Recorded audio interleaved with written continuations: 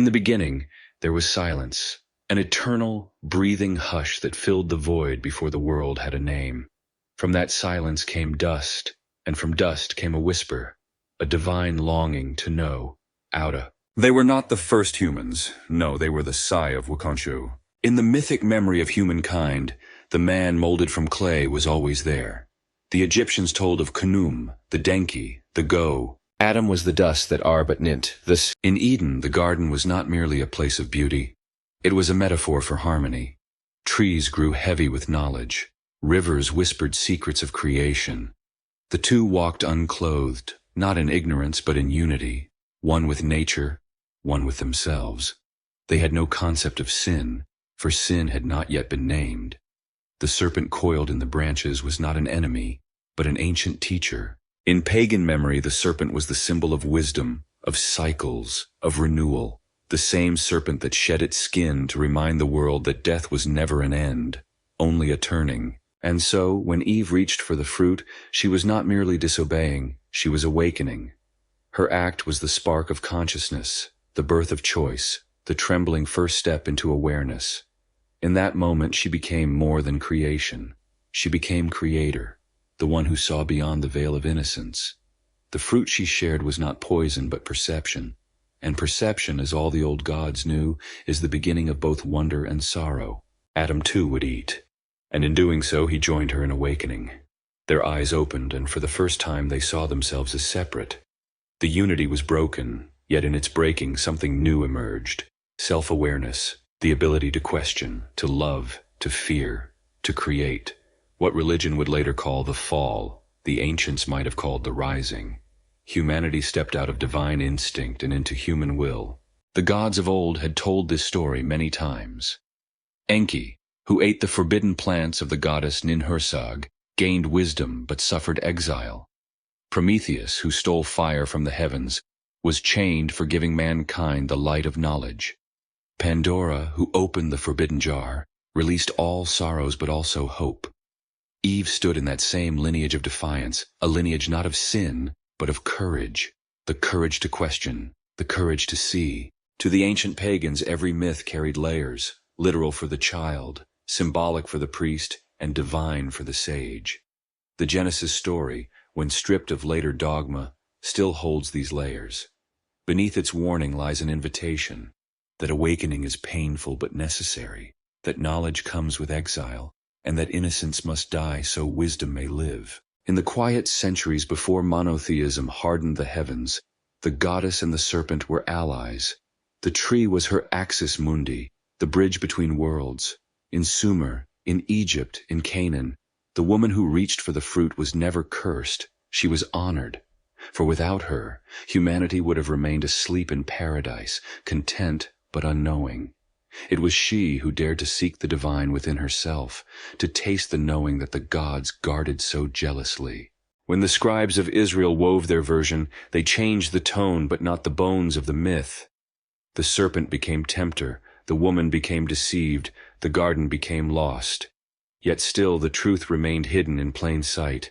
The story of Adam and Eve is not about punishment. It is about evolution. It is the transformation of animal into thinker, of instinct into reflection. The exile from Eden was the first step into history, the dawn of civilization itself. Some say humanity has been trying to return to Eden ever since, to find that lost unity again. But perhaps that was never the point. Perhaps Eden was not meant to be a home, but a womb, a place we had to leave in order to grow. If you listen closely, beneath the sermons and translations, you can still hear the older music, the hum of the Earth Mother, the whisper of the serpent, the soft exhale of a god shaping clay. Adam and Eve were not merely the first humans. They were the first dreamers, the first rebels, the first seekers of truth. Their story is not about the loss of perfection, but the birth of potential. And maybe, just maybe, the garden still exists, not somewhere behind us, but within us. In the still places of our mind where curiosity meets reverence, and the divine breath still lingers on the dust of our becoming. And so, my Lord, the story you have requested does not begin where one might expect. It does not start in a lush, watered garden with two naked figures and a talking serpent. No, our story begins much later, and much, much earlier in a place of choking dust and shimmering heat under the relentless gaze of a Mesopotamian sun. Picture, if you will, the year 1849. The air is thick, not with the scent of blossoms, but with the dry rasp of baked earth being disturbed for the first time in 2,500 years. We are at the great mound of Kuyunjik, near the modern city of Mosul, in what is now northern Iraq. This is the last resting place of Nineveh, the once glorious capital of the Assyrian Empire, a city so vast and so terrible that its name was whispered in fear from the mountains of Iran to the banks of the Nile. Now it is little more than a sun-scorched hill, a tomb for a forgotten world. Here, a determined and rather stubborn Englishman named Austin Henry Layard directs a team of local workers. They dig with shovels and picks, their movements slow and rhythmic in the oppressive heat. They are searching for the monumental, for treasure, for giant statues of winged bulls with the faces of kings, for carved reliefs depicting gory victories and royal lion hunts. They are looking for the sorts of things that make a museum back in London very, very happy. Before you get too comfortable, take a moment to like the video and subscribe. But only if you truly enjoy what I do here. For here, in this search for the obvious and the grand, they are about to stumble upon something far more valuable and infinitely more confusing. One day the workers break through into a new chamber, and then another. But there is no gold, no statues. The rooms are filled floor to ceiling with what looks like broken pottery. Tens of thousands of shattered clay tablets, each one covered in tiny, dense, wedge-shaped scratches. To the untrained eye, it was a profound disappointment. Imagine, my lord, tunneling into the heart of a legend only to find the royal rubbish heap. But this was no rubbish heap. This was a library. The royal library of Ashurbanipal, the last great king of Assyria, a man who lived and died more than 600 years before the birth of Christ. And Ashurbanipal was a most unusual king. Yes, he was a brutal conqueror, a man who boasted of flaying his enemies and decorating his city walls with their skin. But he was also a scholar, a collector, an obsessive archivist. He could read and write in multiple languages, a rare skill for a monarch of any age, and he was consumed by a fear that the knowledge of the past was slipping away. So he sent his scribes to every corner of his vast empire with a singular command: find and copy every important text in existence. From creation myths and medical treatises to magical incantations and astronomical observations, he wanted it all. He was perhaps the ancient world's most ambitious and most terrifying librarian. One imagines the overdue fees in his library were severe. He had the texts copied onto clay tablets, baked them in a kiln for permanence, and stored them in his palace at Nineveh. And then, in 612 BCE, his world ended. An alliance of Babylonians, Medes, and Scythians descended upon Nineveh and burned it to the ground. The great palace collapsed, and the fire that was meant to destroy Ashurbanipal's legacy instead performed one last ironic act of preservation. It fired the clay tablets a second time, baking them as hard as stone, burying them to await a future the king could never have conceived. The tablets were packed into crates and shipped back to the British Museum, where they sat, mostly ignored, in damp basements. They were a curiosity, but a fractured, incomprehensible one. The script cuneiform was fiendishly difficult to read, and the tablets were in thousands of pieces. The puzzle was simply too large. Until, that is, a man named George Smith came along. Smith was not a wealthy aristocrat or a university professor. He was a banknote engraver, a working-class man with a brilliant mind and a consuming obsession with the ancient world. He taught himself to read cuneiform in his spare time, and eventually, the museum gave him a job sorting and attempting to piece together their mountain of broken clay. For years he toiled in obscurity, his fingers stained with ancient dust, patiently fitting shard to shard, his mind slowly unlocking the secrets of a dead civilization. Then came the day in 1872. Smith was bent over a newly cleaned fragment, his eyes tracing the dense script. The lines of text spoke of a great flood, sent by the gods to destroy mankind. They described a great ship, built at a god's command. They told of a hero who filled the ship with his family and the beasts of the field, who sent out birds to find dry land. As Smith read, his heart began to pound. He knew the story. Everyone in Victorian England knew this story. It was the story of Noah and his ark from the book of Genesis. But the tablet he was holding was Assyrian. It was written in a language far older than biblical Hebrew, and it told the tale not of Yahweh, but of the gods Enlil and Ea. He checked his translation, then checked it again. There was no mistake. He had found an account of the Great Flood written more than 1,000 years before the version in the Bible. The academic report states that upon this realization, George Smith became so excited that he jumped to his feet and, to the astonishment of his colleagues, began to unbutton his clothes. One can only assume he believed such a monumental discovery deserved, at the very least, a moment of celebratory disrobing. The discovery was a bombshell. It exploded across the Western world, igniting a firestorm of controversy and debate. For centuries, the Bible had been considered the oldest book in the world. Its stories received a singular divine revelation. Now, here was proof that one of its most foundational tales had a much older and distinctly pagan precedent. Where did it come from? What other secrets were hidden in this library of clay? The flood story, you see, was just the first crack in the dam. As Smith and others continued their work, more stories emerged from the dust of Ashurbanipal's collection.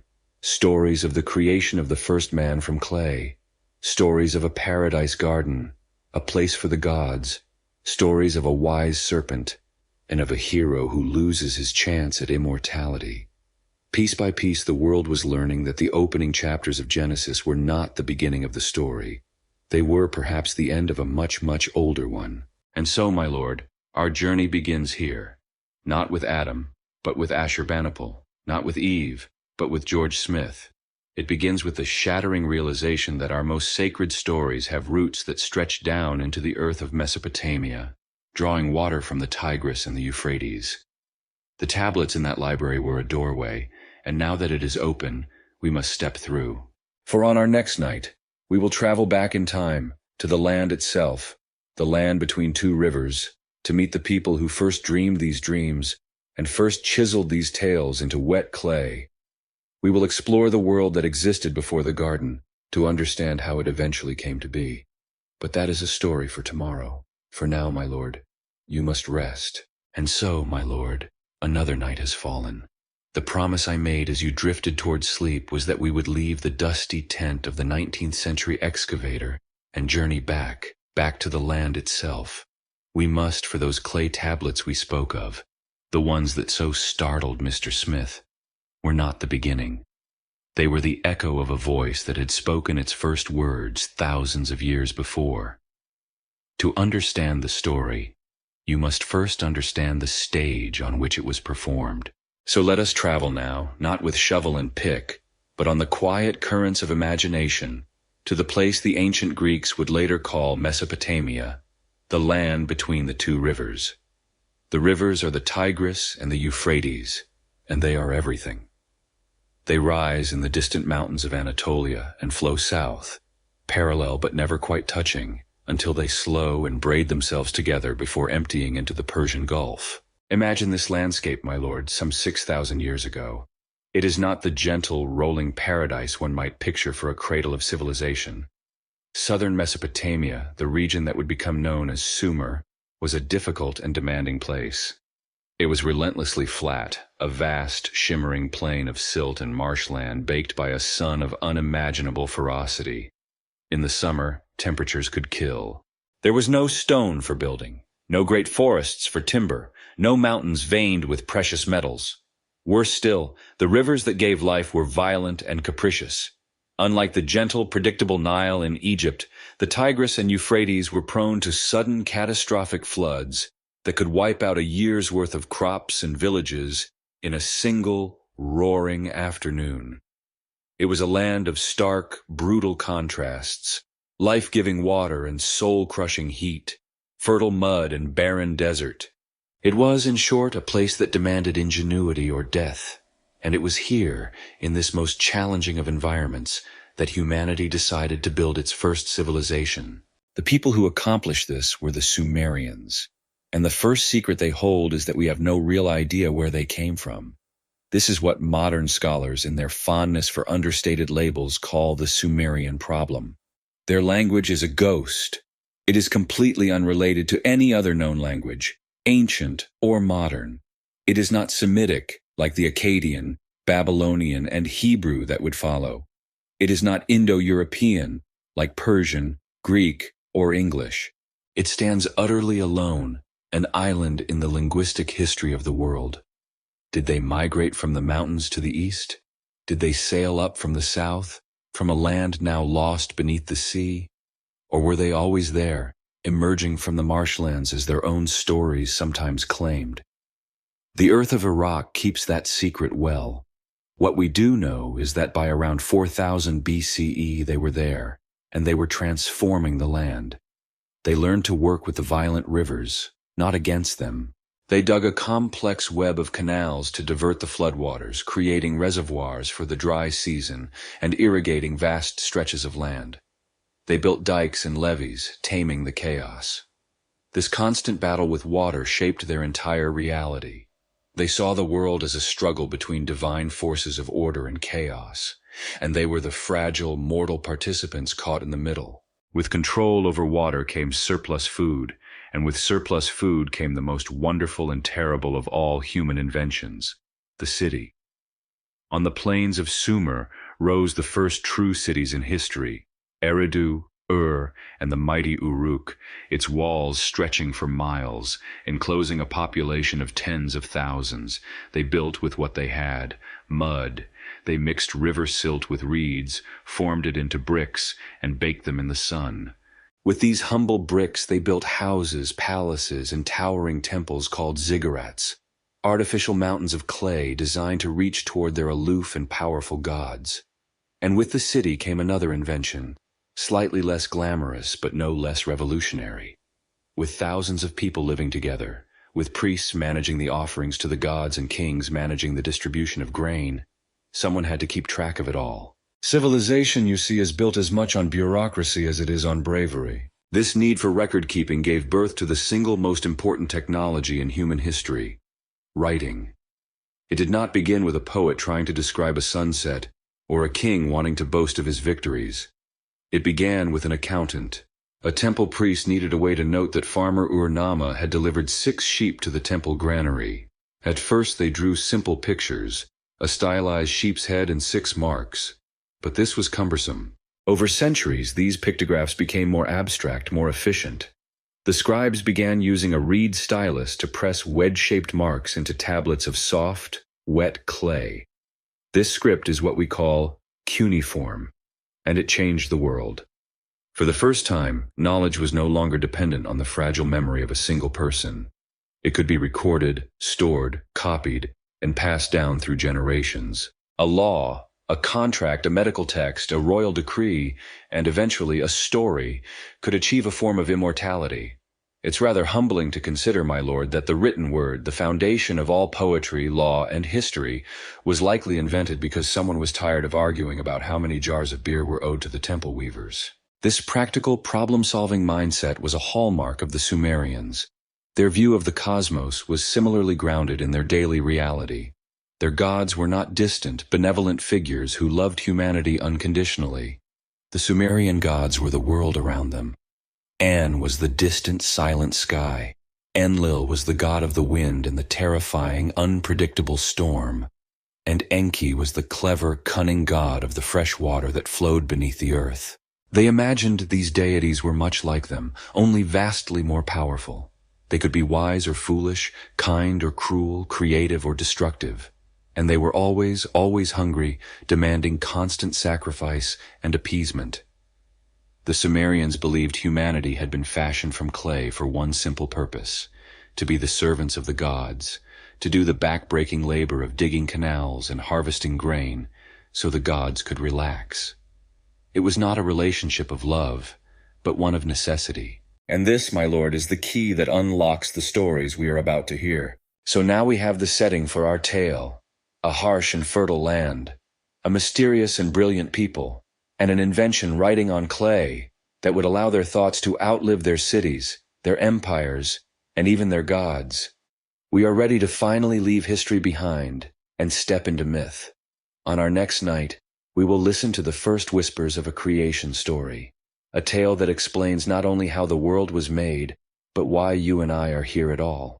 And it begins, as so many great endeavors do, with the gods becoming utterly exhausted with their chores. But that, my lord, is a story for when the moon is high again. Sleep now. The night is deep, my lord, and the air is still. We left the Sumerians in their mud-brick cities, having tamed the rivers and invented the written word out of a need for good accounting. And I promised you a story from the dawn of time, a tale that would explain why humanity was brought into being. As you may have gathered from the pragmatism of these ancient people, the reason is not nearly as romantic as you might have been led to believe.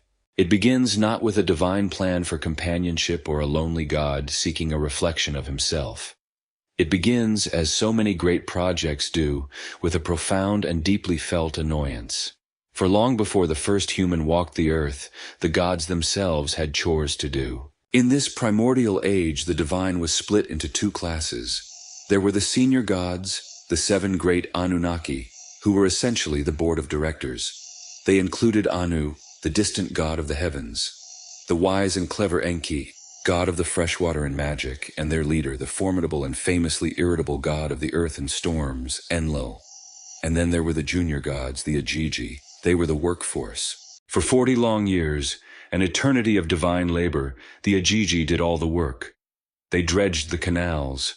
They dug out the mighty Tigris and the life-giving Euphrates, carving the arteries of the world with their bare hands and primitive tools.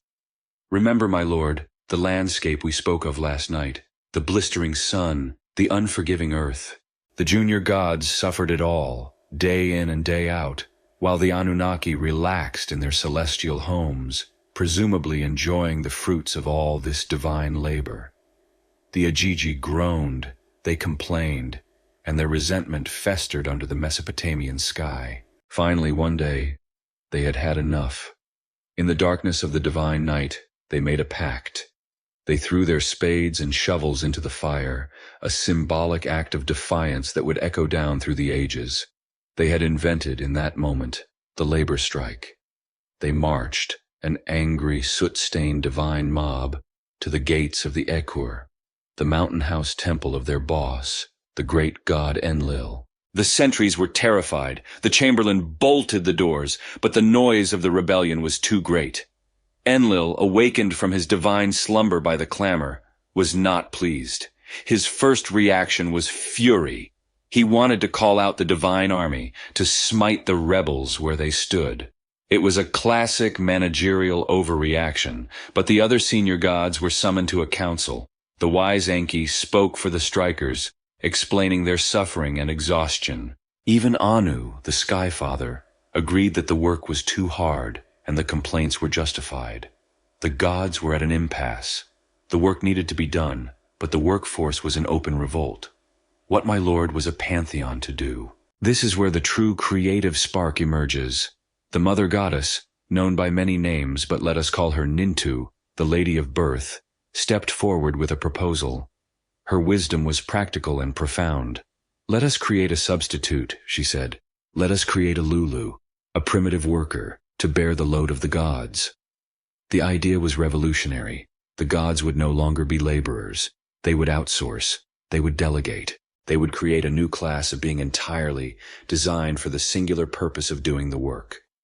Enki, the god of clever solutions, immediately seized upon the plan and elaborated upon it. He would provide the material, the clay from the freshwater abyss. But something more was needed. This new creature needed a spark, a spirit, something to make it more than just a mindless golem. It needed, ironically, a bit of the divine. And so the gods made a grim decision. They called for one of the rebel leaders, a god named Gesh-Tu'e, described in the texts as the god who has intelligence. He was executed, and his blood and flesh were taken to the mother goddess, Nintu.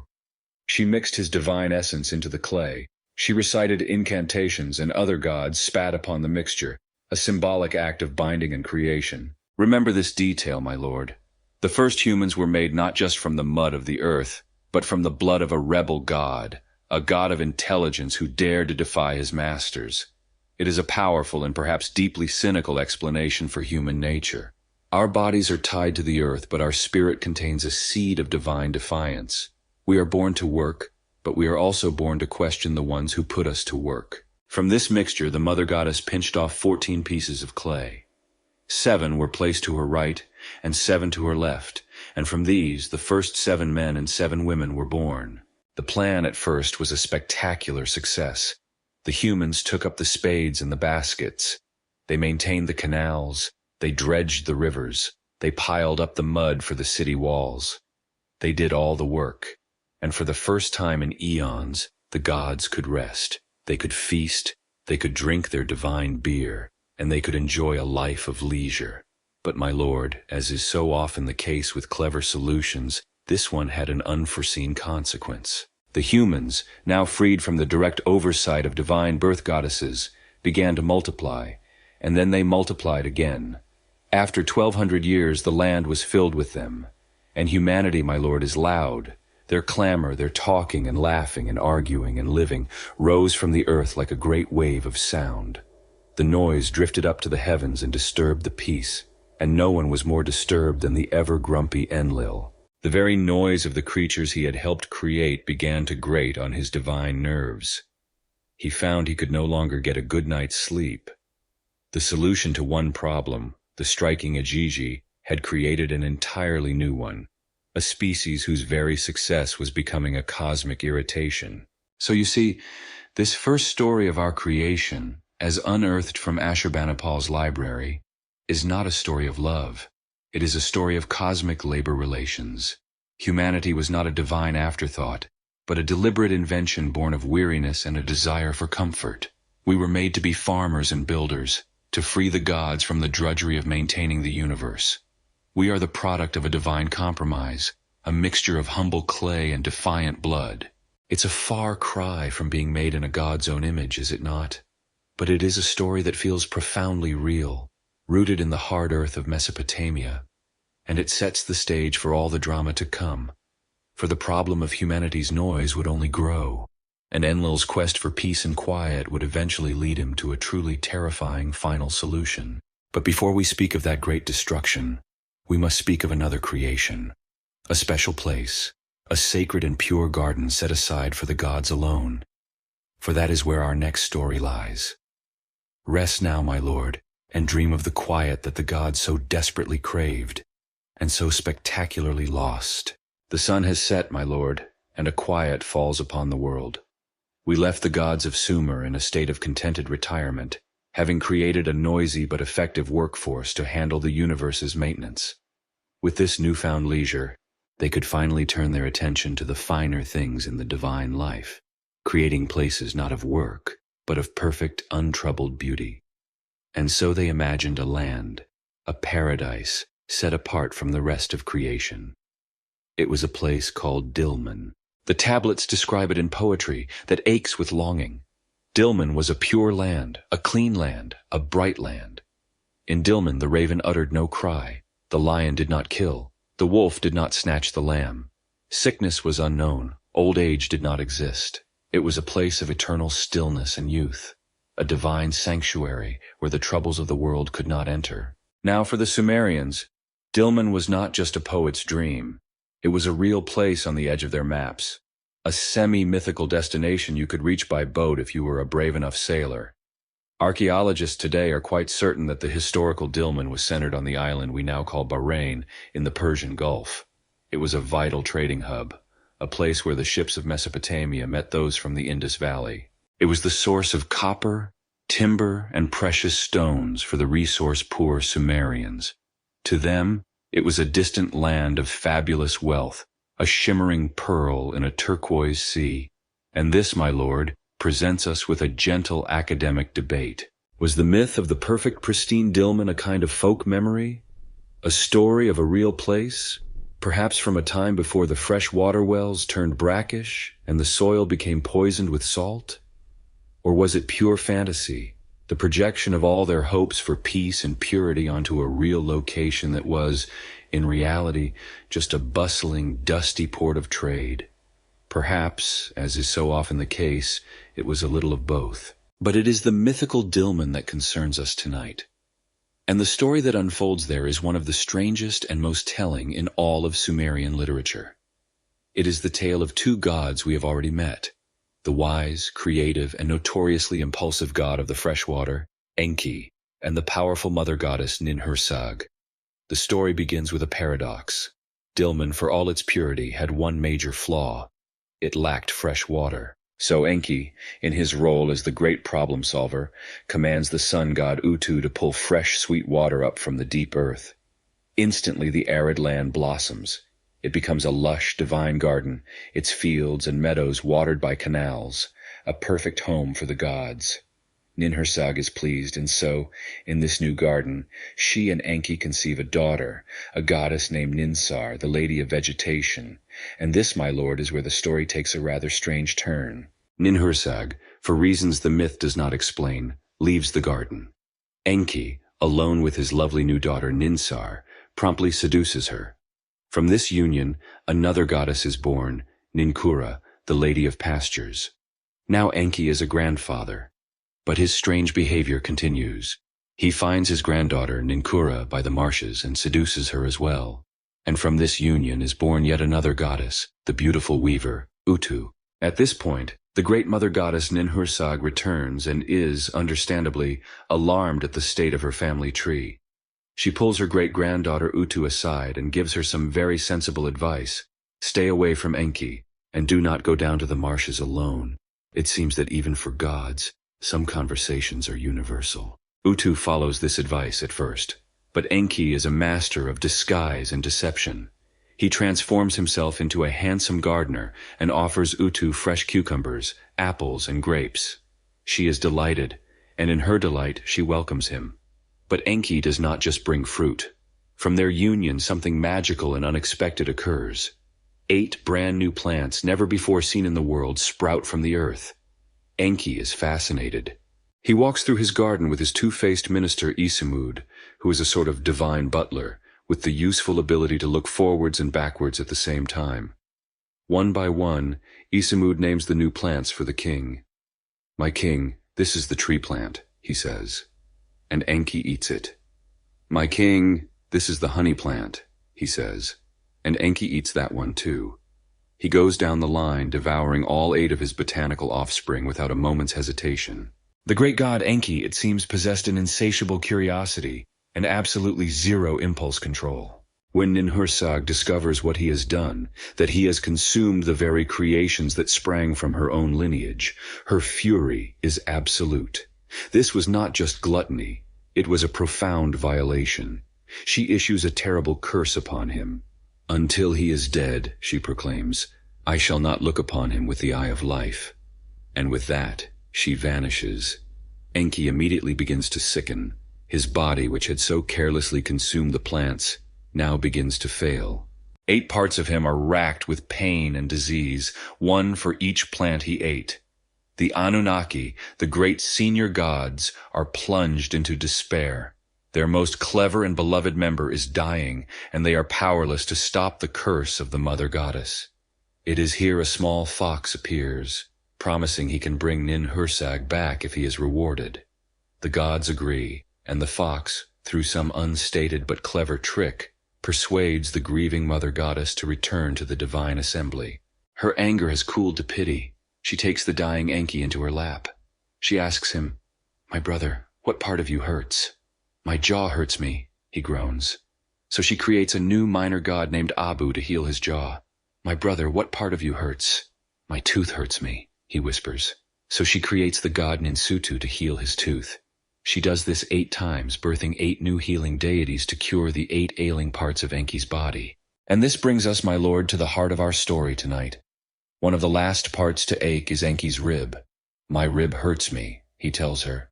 And so to heal his rib, Ninhursag births a goddess named Ninti. Now, my lord, you must understand that the Sumerian language was one fond of wordplay, of puns that carried deep meaning. The word for rib in Sumerian is tai, but the word tai also means to make live. So the goddess Ninti is at once both the lady of the rib and the lady who makes live. A goddess born to heal a pain in a male's rib whose very name means both rib and life. It is a divine pun that was passed down through the millennia, changing languages and cultures, until it found its final famous form in another garden, in another story. For the memory of a woman born from a rib to bring life is a very old memory indeed.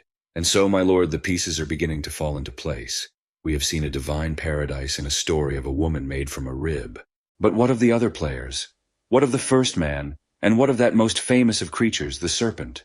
Their stories, too, are waiting in the clay, ready for our next night. For now, you must sleep. We ended, my lord, with a divine pun that echoed from a Sumerian garden into a story yet to be written. We saw how the goddess Ninti, the lady of the rib, was born to heal the god Enki, her name a clever play on the words for rib and life. A story of a woman created from a rib is now etched into our memory. And so the pieces of that more famous garden continue to assemble before us. We have a divine paradise, and we have the tale of the rib. But what of the man? Was there a figure in these ancient myths who, like Adam, was the first and best of his kind, a man who walked in the counsel of his God and was tested with the choice of eternal life? There was. His name was Adapa. Adapa was not the first human in the way the clay-born laborers from our earlier story were. He was what the Sumerians called an Apkallu, one of the 7 primordial sages created by the god Enki to bring the gifts of civilization to humankind. He was the priest-king of Eridu, the very first city, which the gods established on the banks of the Euphrates. Adapa was described as exceedingly wise. His commands were as inviolable as the commands of the gods themselves. Each day he lived a life of perfect devotion. He would rise before dawn, bake the bread for the temple, tend to the offering table, and then take his boat out onto the Persian Gulf to fish, providing for the rites of his divine father and patron, the great god Enki. He was the model human, the bridge between the mortal world and the divine. He was in his own way perfect. One day, while Adapa was out on the calm sea, a sudden squall arose. The south wind, imagined as a great and terrible bird demon, whipped up the waves and capsized his boat, plunging him into the water. Adapa, sputtering and furious at this interruption of his sacred duties, shouted a curse at the wind. "I will break your wing," he yelled. And because he was Adapa, a man whose wisdom gave his words immense power, the wing of the south wind was broken. For 7 days, the wind did not blow from the south. The humid, life-giving breeze that cooled the scorched land of Sumer ceased, and the stillness was noticed in the highest courts of heaven.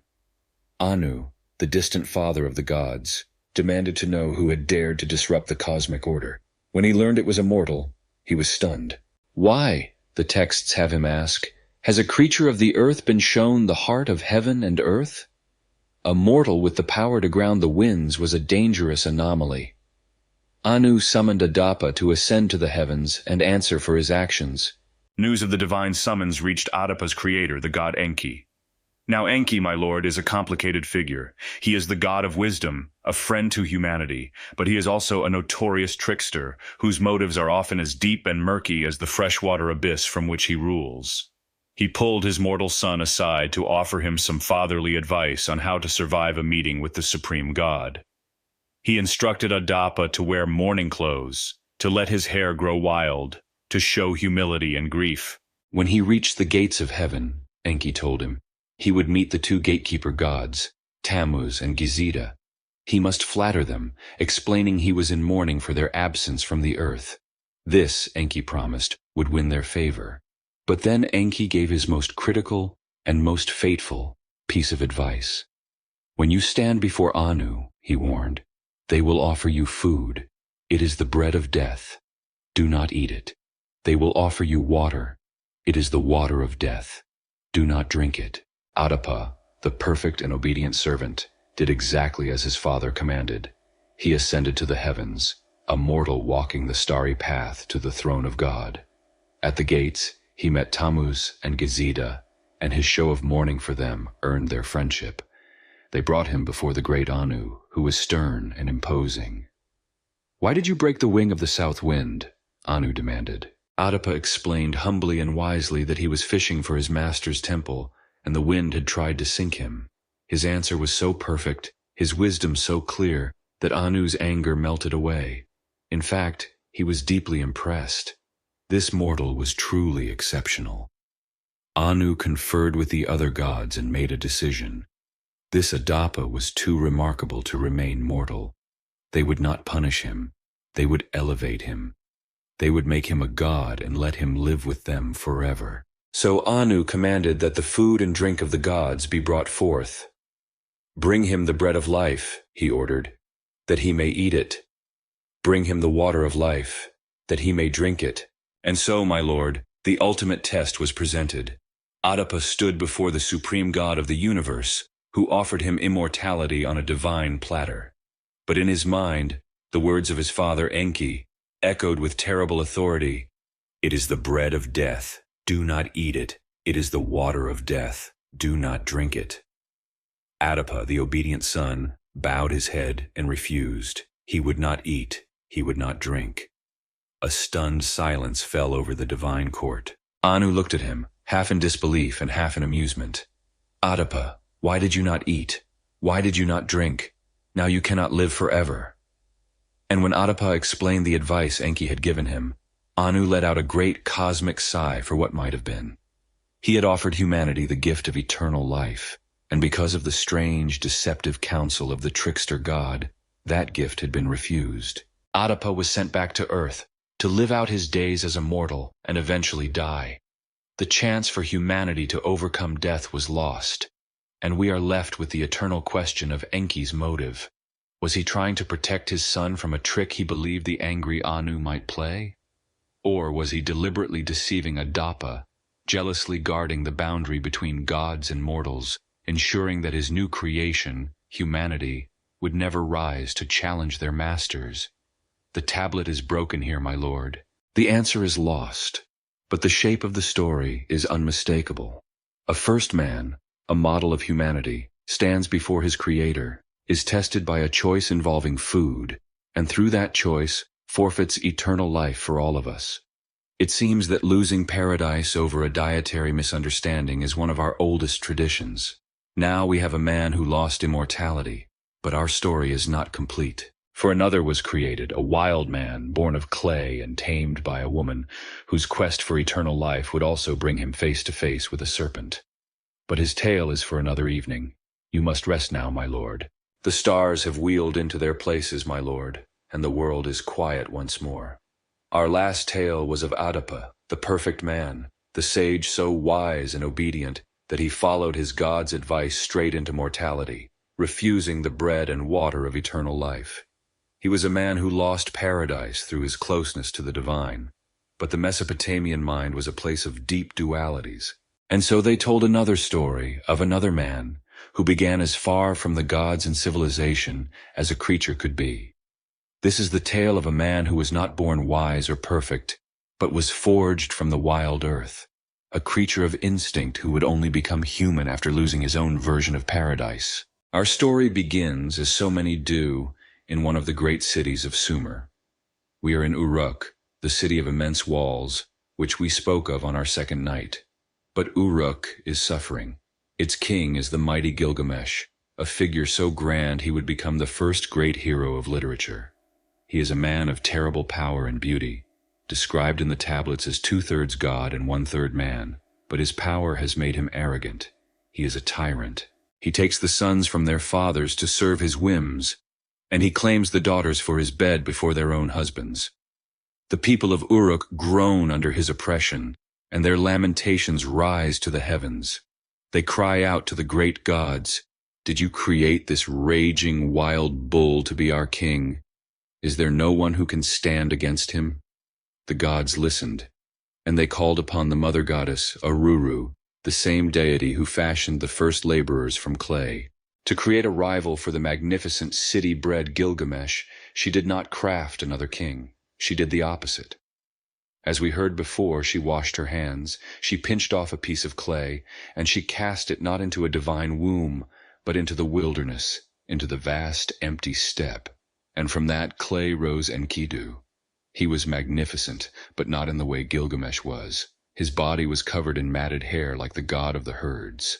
His long locks were like a woman's, thick and wild like stalks of barley. He knew nothing of people or of the settled land. He was a creature of pure nature. He was, my lord, the wild man. His life was one of perfect, savage innocence. He ran with the gazelles, his legs as swift as theirs. He ate grass in the hills and drank his fill from the watering holes alongside the wild beasts. He was not just among them. He was one of them. He became their protector, a kind of shepherd to the wilderness. When a trapper came from the city to dig pits and set snares, Enkidu would follow behind him, filling in the pits, tearing out the traps, and setting the animals free. For the hunter, this was a disaster. His livelihood was being ruined by a hairy phantom who was more animal than man. Terrified and desperate, the trapper went to the great king Gilgamesh in Uruk and told him of the wild man who guarded the beasts. Gilgamesh, ever the strategist, devised a plan. It was a plan of profound cunning, not of violence. He told the trapper, "Go and take with you Shamhat, a harlot from the temple. When the wild man comes to the watering hole, let her reveal her beauty. He will embrace her, and when he does, his herd, the animals that grew up with him, will reject him." You must understand, my lord, that Shamhat was no mere woman of the street. She was a priestess of Ishtar, the goddess of love and war. In her, she carried all the arts and knowledge of civilization. She was the embodiment of the city. And so the trap was set. Shamhat waited by the watering hole for 3 days. When Enkidu appeared with the wild beasts, she did not flinch. He was captivated. For 6 days and 7 nights, the texts tell us, Shamhat was with Enkidu. And in that time, she taught him not just the ways of love, but the ways of humanity. It was an awakening, a transfer of knowledge. Afterwards, when Enkidu's heart was satisfied, he turned to go back to his herd. But the gazelles saw him and bolted. The wild beasts of the steppe fled from his presence. His body had changed. He could no longer run with their speed. His knees buckled. He had lost his connection to the wild. But in its place, he had gained something new. He had gained wisdom. He had gained a mind. Scholars, my lord, still debate this moment. Was it a triumphant story of a savage being civilized, brought up into the superior world of humanity, or was it a tragedy, a fall from grace? Was Enkidu's wild life a paradise of innocence, a garden of nature, which he lost forever through the temptation of a woman who offered him the fruit of knowledge? The poets of Sumer leave the question for us to ponder. Shamhat saw the change in him. She gave him a piece of her own clothing and told him, "You are wise now, Enkidu. You have become like a god. Why do you roam the wilderness with beasts? Come with me. I will lead you to Uruk of the strong walls, to the holy temple where Gilgamesh lives, the man of perfect strength." She told him of the great king, and as Enkidu listened, a new feeling sparked within him, ambition.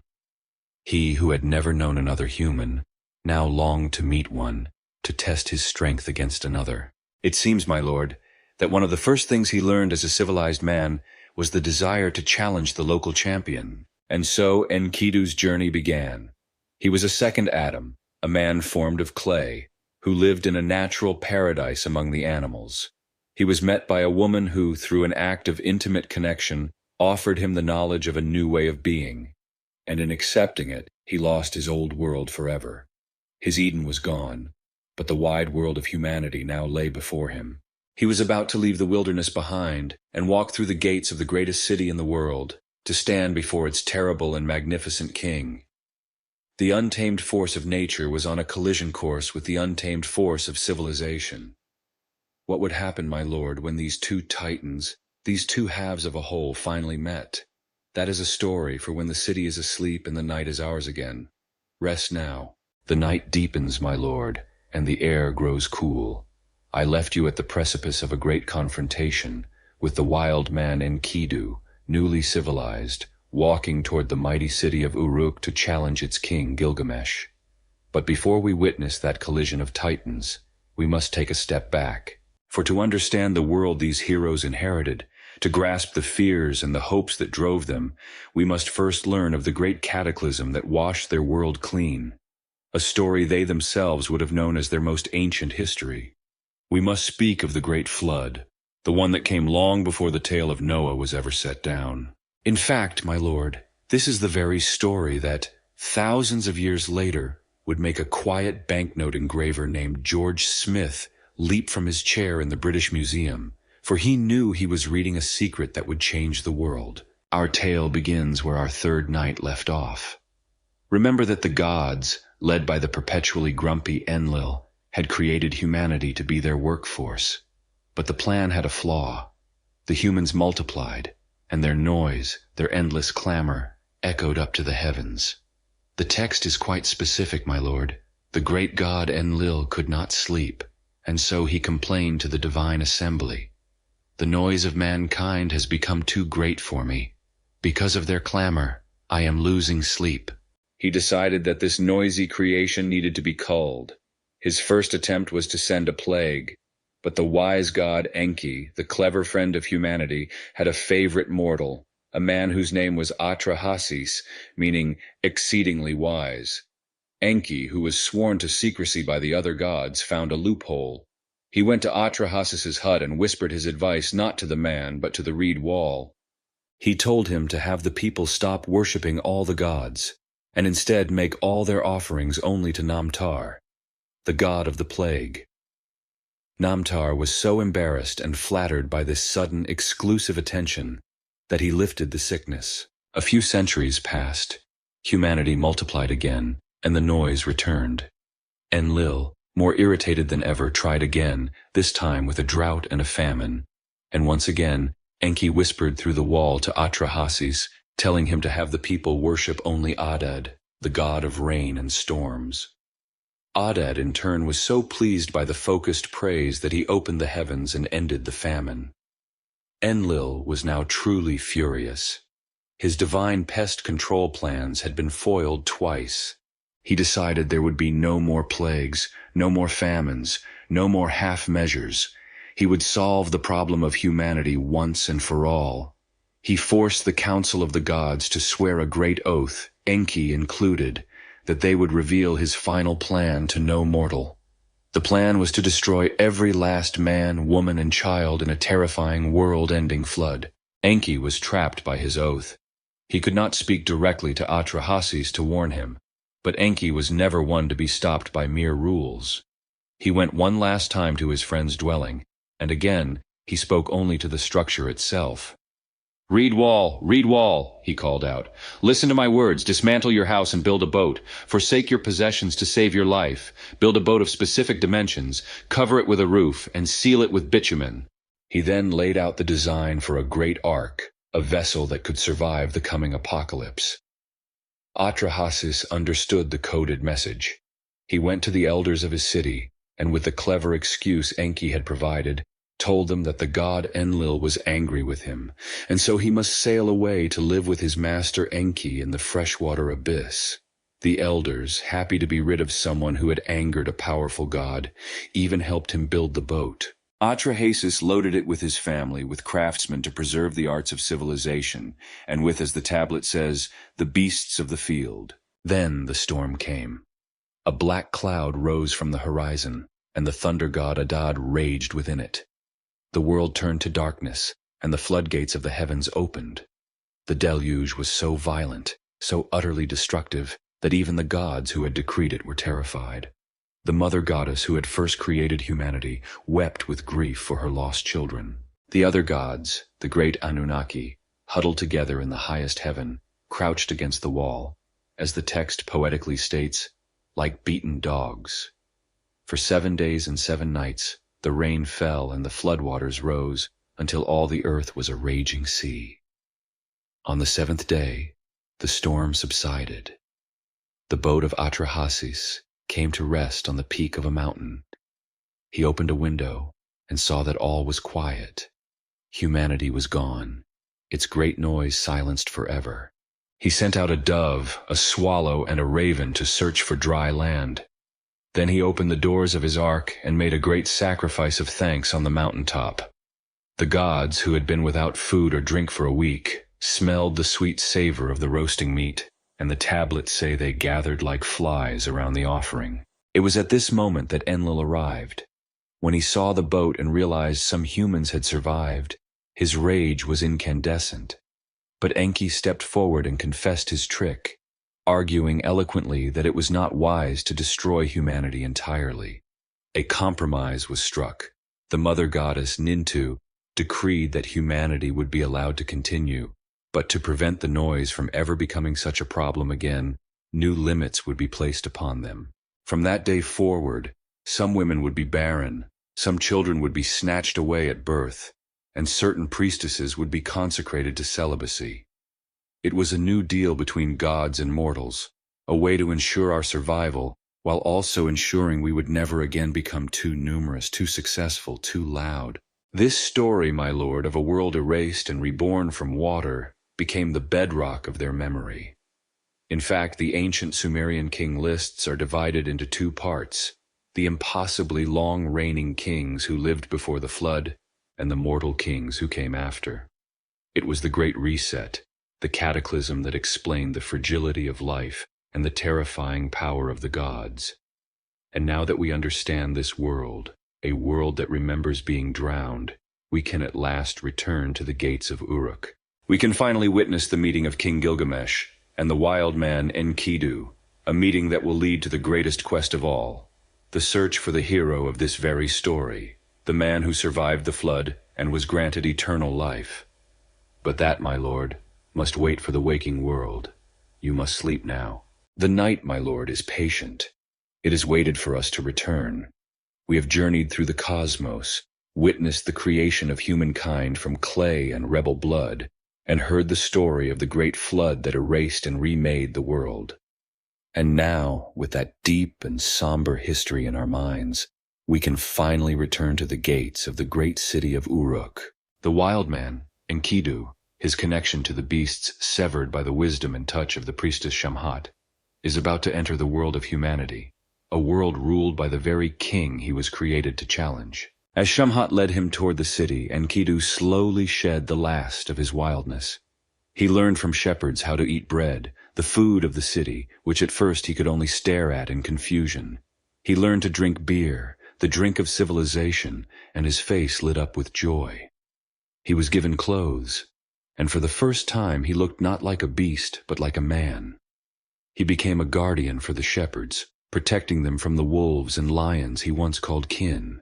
But news of his strength and of his destination traveled faster than he did. When he finally arrived at the gates of Uruk, the people swarmed around him, marveling at his stature and his wild, untamed beauty. "He is like Gilgamesh in build," they whispered, "but shorter and stronger in bone. He is the one who will stand up to the king." The moment of confrontation was not long in coming. King Gilgamesh, in his arrogance, was on his way to a wedding, where he intended to exercise his tyrannical right of the first night with the new bride. But Enkidu, having now acquired a human sense of justice, was told of this, and his fury was ignited. He went to the house of the wedding and stood, broad-shouldered and immovable, blocking the doorway. When Gilgamesh arrived, he found his path barred by a stranger who was his equal in might and his superior in wild fury. The two men, the king of the city and the king of the wilderness, seized each other. They grappled in the street, snorting like bulls. They were locked in a titanic wrestling match, a battle of such force that the doorposts of the house shattered and the walls shook. It was a struggle between two perfect equal forces, a storm of muscle and will. Finally, with a great effort, Gilgamesh bent his knee to the ground and threw Enkidu. The battle was over. The king had won. But in that moment, something shifted. As Gilgamesh stood over his defeated rival, his anger vanished. He had finally met his match, someone who did not fear him, someone who could absorb his boundless, arrogant energy. And Enkidu, in his defeat, looked up at the king and praised his strength, acknowledging him as the rightful ruler. The rage between them dissolved into respect, and then into love. Gilgamesh turned Enkidu to face him, and they embraced. A friendship was forged in that moment, a bond so profound it would echo through all of history. Gilgamesh had found the brother he never knew he needed, and his tyranny was broken by the coming of his equal. With his wild energies now channeled by friendship, Gilgamesh was filled with a new purpose, but he was still Gilgamesh, a man driven by a burning desire for a fame that would outlast his own life. He turned to his new friend and proposed a quest, a heroic adventure so grand that their names would be remembered forever. He proposed they travel west, to the legendary cedar forest, and kill its monstrous guardian, the terrifying creature known as Humbaba. Enkidu was filled with dread. From his time in the wild, he knew of this place. The cedar forest was a sacred place, a divine domain ruled by the gods, and Humbaba had been placed there by the great god Enlil himself to be its guardian. His roar is the flood, Enkidu warned. His mouth is fire, his breath is death. How can we possibly go to this place? You must understand, my lord, that for the people of Mesopotamia, who lived on a flat plain of mud and reeds, the idea of a vast forest of towering cedar trees was as magical and exotic as a mountain of gold. Cedar wood from the far-off lands of Lebanon was the most precious building material in the world, and any king who could claim to have journeyed there to acquire it would have been seen as a true master of the world. But Gilgamesh would not be swayed. He was driven by the fear of his own mortality. "I will die one day," he told Enkidu, "and my name will be forgotten. But if we do this, our names will be set in stone for all time." Reluctantly, Enkidu agreed to stand with his friend.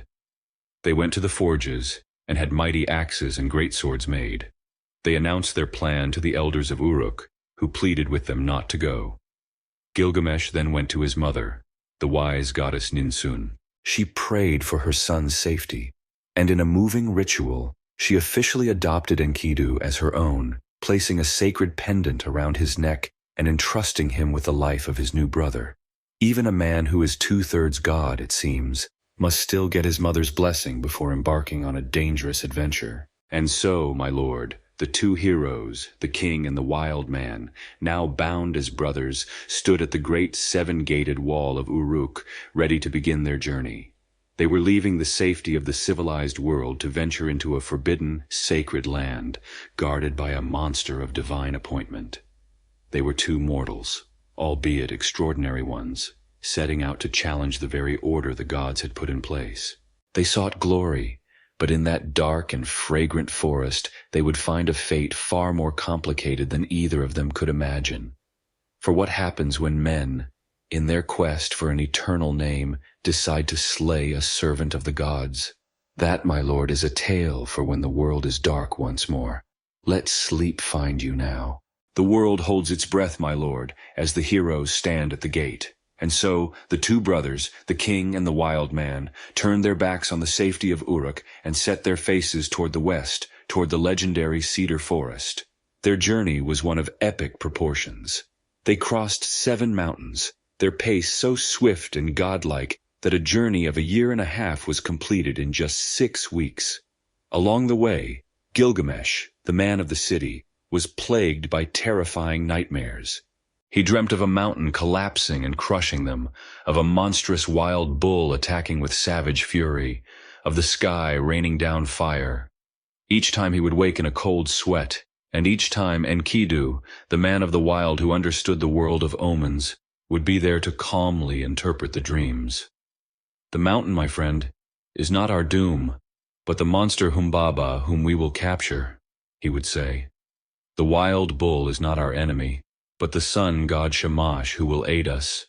He became Gilgamesh's courage, his anchor against the fears of the night. Finally they stood at the edge of the great forest. It was a place of deep shadow and overwhelming presence.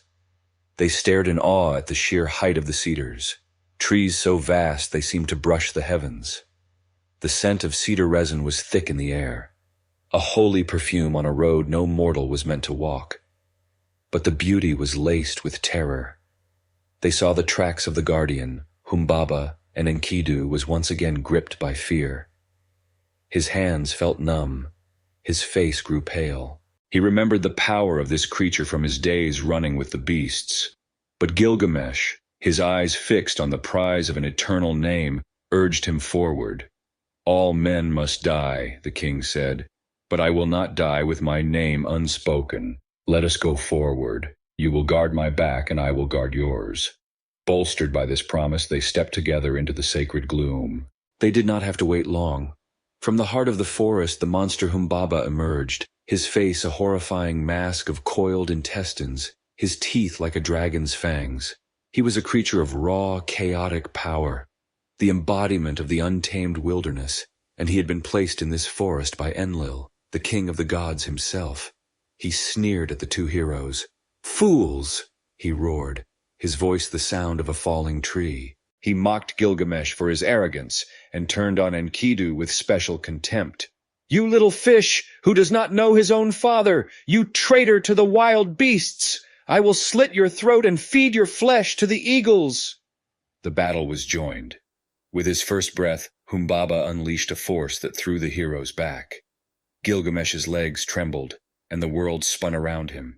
In his moment of weakness, he cried out to his divine patron, the sun god Shamash, pleading for help, and Shamash heard him.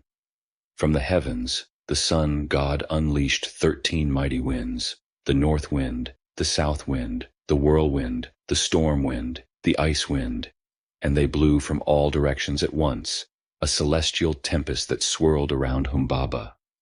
The monster was caught in a vortex, unable to move forward, unable to retreat.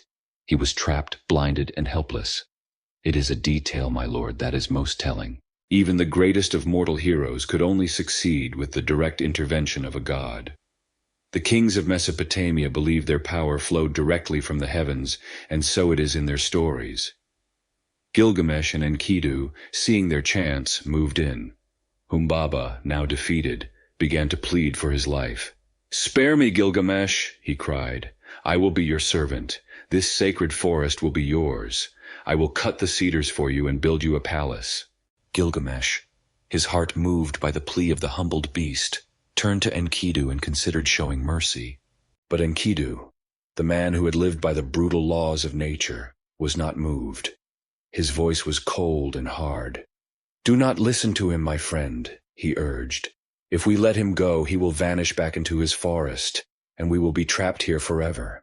He must not live. The glory of your name depends on it." Gilgamesh listened to his brother.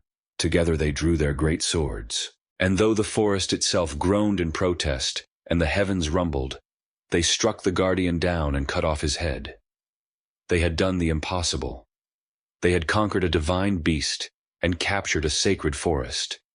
They then felled the mightiest of the cedars, a tree so tall its top could not be seen, and from it they carved a colossal door, a worthy offering for the temple of Enlil in the holy city of Nippur. It is a rather fine bit of irony, my lord, to kill a god's guardian, and then offer him a door made from his own sacred trees. They built a raft and floated down the Euphrates River back to Uruk, with the monstrous head of Humbaba as their trophy, a gruesome testament to their victory. They were conquerors, the greatest heroes the world had ever known. Their names, they believed, were now secure, but in their quest for glory, they had forgotten a simple truth. They had trespassed on holy ground, slaughtered a creature put there by the king of the gods, and stolen its treasure. And such a crime, however heroic it may seem to mortals, does not go unnoticed by the divine. Upon their return, Gilgamesh, cleansed of the grime of his journey, put on his royal robes and his crown. He was radiant, at the very peak of his power and beauty. And as he stood in the sunlight, magnificent and triumphant, he caught the eye of a goddess. It was Ishtar, the goddess of love and war, the most beautiful and the most dangerous of all the deities. She saw him in all his glory, and she wanted him. She descended from her temple and approached the victorious king with a proposition. And as you will soon learn, my lord, receiving a proposal from the goddess of love is a far more dangerous predicament than facing a monster in a dark forest. But that is a story for our next night. For now, you must rest. And so, my lord, the triumphant king Gilgamesh, cleansed and robed in glory, stood as the pinnacle of human achievement. His beauty was so radiant that it drew the gaze of heaven itself. The goddess Ishtar, patroness of Uruk, queen of love and of war, descended from her temple and stood before him. Her proposal was not a whisper, but a divine command laden with promises. "Come, Gilgamesh, be my husband," she declared. "I will give you a chariot of lapis lazuli with wheels of gold. For your steeds you will have storm demons. You will enter our house under the sweet scent of cedar. Kings and princes will bow down before you and kiss your feet." It was an offer of power beyond any mortal dream. But Gilgamesh, his heart still swollen with the pride of having slain a divine guardian, was in no mood to be a goddess's consort. And he did not just refuse her, my lord. He insulted her with a cruelty born of supreme arrogance. He stood before the goddess of love and listed one by one every mortal lover she had ever taken, and the terrible fate that had befallen each of them. He called her a faulty brazier that goes out in the cold, a door that fails to keep out the wind, a shoe that bites the foot of its owner. He recounted how she had loved the shepherd, then struck him with her staff and turned him into a wolf, forever hunted by his own dogs. He reminded her of the gardener of her father's estate, whom she had loved, and then turned into a blind mole, forced to live forever underground. "And if you love me," he concluded with a sneer, "you would treat me as you have treated them." He had, in effect, thrown all her past loves in her face. It was, perhaps, not the wisest way to decline a date with the Queen of Heaven. Ishtar's shock turned to incandescent rage. Humiliated and scorned by a mere mortal, she ascended to the highest heaven, her tears flowing before her father, the sky god Anu. She demanded vengeance. "Father," she cried, "give me the bull of heaven. I will unleash it upon Uruk to destroy this Gilgamesh who has insulted me." Anu was hesitant. The bull of heaven was no mere monster. It was a cosmic force of destruction. "If I give you the bull," he warned, "it will cause 7 years of famine upon the land. Have you gathered enough grain to feed the people?" Ishtar, blinded by her fury, assured him she had made all the necessary preparations. And so Anu, worn down by his daughter's rage, relented. He placed the leash of the bull of heaven in her hands. The creature descended upon Uruk, a beast of celestial power. It was a walking natural disaster, often associated, my lord, with the constellation Taurus. With the first snort from its nostrils, a great chasm opened in the earth, and 100 men of Uruk fell to their deaths. With its second snort, a second pit opened, and 200 more vanished. The city was in chaos, its people being swallowed by the very ground they walked on, all for the sake of their king's tactless insult. Seeing the destruction, Enkidu and Gilgamesh knew they had to act. They had invited this doom upon their city, and they alone could face it. They met the bull in the city square, and this time they fought not for glory, but for survival. Enkidu, with the instincts of his wild past, took the lead. He circled the beast, taunting it, drawing its charge. As the bull lunged, he leaped aside and grabbed it by its thick tail. Pinned and struggling, the bull of heaven was vulnerable. Gilgamesh, like a master butcher, moved in and thrust his great sword deep into the back of its neck, striking its spinal cord. The beast shuddered and fell dead. They had done it again. They had slain another divine creature and saved their city. They ripped out the bull's heart and presented it as an offering to their patron, the sun god Shamash. But their victory was immediately soured. Ishtar appeared on the great walls of Uruk, wailing and screaming a curse upon Gilgamesh for killing her champion. Enkidu, still surging with the thrill of battle and filled with the same hubris as his friend, answered her curse with the ultimate act of defiance. He ripped the right hind leg from the bull's carcass, and with all his might, he hurled it at the face of the goddess. "If only I could get my hands on you," he roared at her, "I would do to you as I have done to this bull." Adding insult to grievous divine injury is rarely a recipe for a long and happy life, my lord. That night, the city celebrated with a wild festival. The two heroes were at the absolute peak of their power, beloved by their people, conquerors of every monster that had dared to stand against them. But as the city slept, Enkidu had a dream. It was a vision of the highest heaven, where the great gods, Anu, Enlil, Shamash, were gathered in a solemn council. They were passing judgment. "They have killed the guardian of the cedar forest," Anu said, "and they have killed my bull of heaven." Enlil, the god whose forest had been violated, spoke the sentence. "One of them must die." They argued over which one it should be, but the judgment was clear. Gilgamesh was a king, and he was 2/3 divine. The price for their shared crimes, for their hubris, would fall upon the one who was made of mortal clay. The judgment would fall upon Enkidu. The triumph, my lord, was over. The bill for all their glory had come due, and the gods were about to collect. The long, slow, and painful price of their adventures was about to begin. But that is a story for when your eyes are heavy, and the world outside is silent. Sleep now. The night is silent, my lord, and in the silence we can hear the echoes of a divine judgment. The bill for a life of glory had come due, and the great gods in their council had decreed that the price for killing Humbaba and the bull of heaven must be paid. The one who must pay was Enkidu, the man of clay.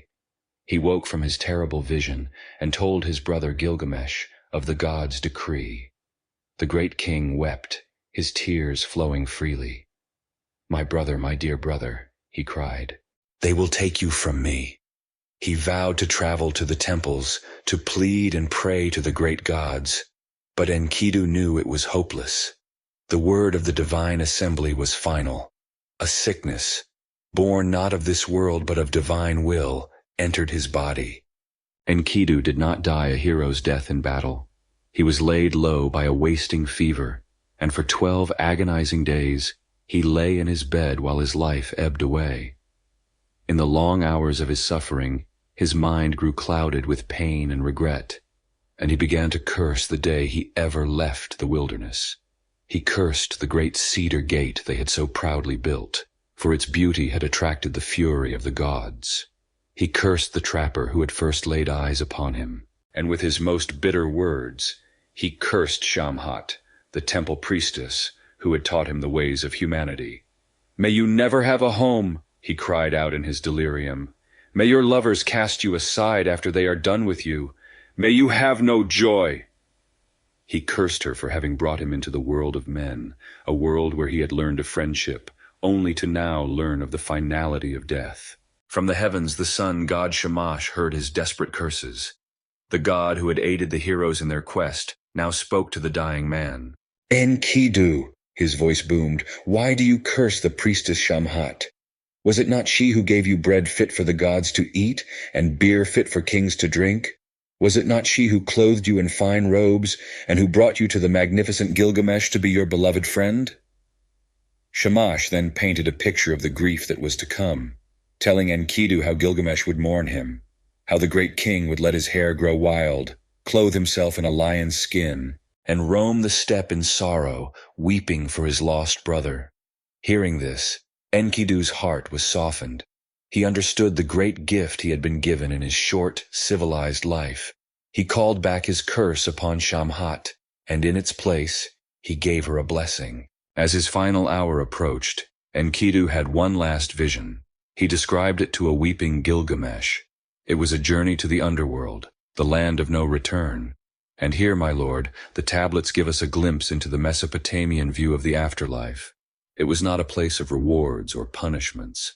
It was a house of dust and gloom, where all the dead, from the highest king to the lowliest servant, were equals in misery. "I saw the kings of the earth," Enkidu whispered, "their crowns put away forever. I saw the high priests and the acolytes. There in the house of dust they eat clay for bread and drink muddy water for beer. They are clothed like birds with wings for garments, and they see no light, living in perpetual darkness." This was the fate that awaited all mortals, an eternity as a dusty, shadowy echo of their former selves, under the rule of the terrifying goddess, Ereshkigal. Having shared this bleak vision of the end, Enkidu fell silent. Gilgamesh sat with him, his heart filled with a dread he had never known. Then, with a final shudder, Enkidu was gone. At first Gilgamesh could not accept it. He touched his friend's chest, searching for a heartbeat, but there was none. A rage-filled grief, primal and terrifying, exploded from him. He roared like a lioness whose cubs have been stolen. He tore at his hair, ripped his royal robes to shreds, and threw his finery to the ground as if it were filth. He covered his friend's face with a veil, as one would cover a bride, and for 7 days and 7 nights he did not leave the body, pacing and weeping, hoping against hope for a flicker of life. It was only when he saw a maggot fall from his friend's nostril that he finally accepted the truth. His brother, his other self, was gone forever. The death of Enkidu completely shattered the king. It did more than grieve him. It infected him with a new and visceral terror.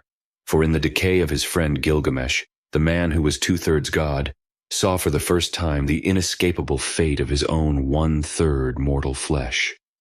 The fear of death, which had once been a philosophical notion that drove him to seek fame, now became a suffocating, all-consuming horror. The bleak, dusty underworld Enkidu had described was waiting for him too. He could not, would not accept it. And so a new quest was born in his grief-stricken heart. He would not seek glory this time. He would seek life itself. He would set out on an impossible journey to the ends of the earth to find the one man who was said to have cheated death, Utnapishtim, the hero who survived the great flood. Gilgamesh would find him, and he would force from him the secret of eternal life.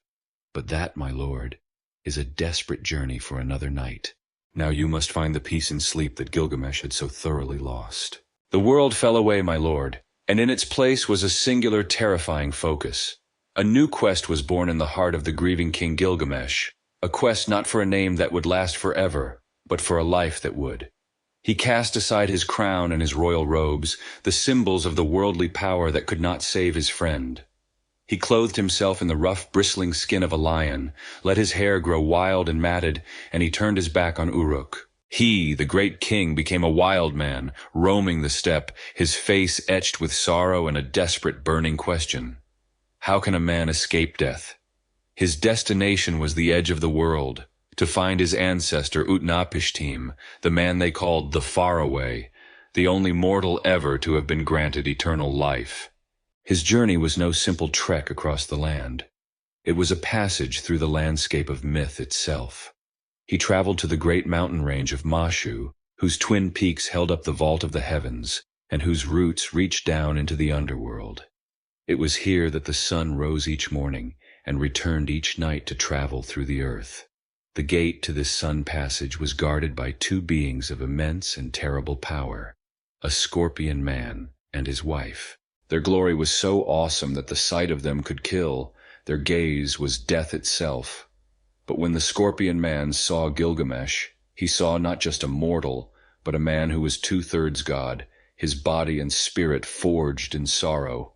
No mortal has ever passed this way, the guardian warned, his voice like grinding rock. The path is 12 leagues of utter darkness, and you will not survive it. But Gilgamesh told him of Enkidu, and of his desperate quest to find the secret of life. Moved by his grief, the scorpion guardians opened the gate. You may go, they said, but you must run. You must cross the tunnel before the sun enters it on its nightly journey, or you will be turned to ash. Gilgamesh plunged into the darkness. It was a blackness beyond black, a suffocating, absolute void where he could see nothing before him or behind. He ran, his heart pounding in his ears, his lungs burning.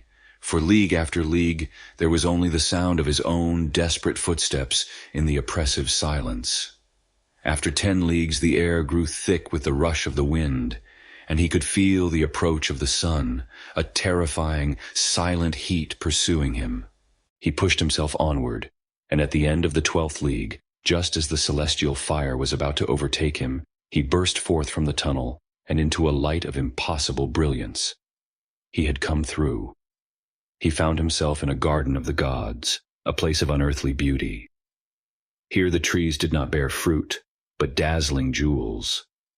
There were clusters of carnelian, vines heavy with lapis lazuli, and thorns that dripped with pearls. It was here, by the shore of a sea that stretched to the end of the world, that he met a mysterious woman. She was Siduri, the divine alewife, the tavern keeper at the edge of creation. Seeing his wild appearance, the animal skin, the gaunt, tear-stained face, she was terrified and barred the door to her tavern. Gilgamesh, his patience worn thin by grief, threatened to smash it down. He told her his story, of his mighty deeds with his brother Enkidu, and of how that brother, his other self, had turned to clay. And shall I not lie down like him, he cried, and never rise again? Siduri listened, and then she gave him the wisest and most difficult advice in all of ancient literature. Gilgamesh, where are you hurrying? She said gently. You will never find the life for which you are looking. When the gods created man, they allotted to him death, but life they retained for themselves. As for you, fill your belly with good things.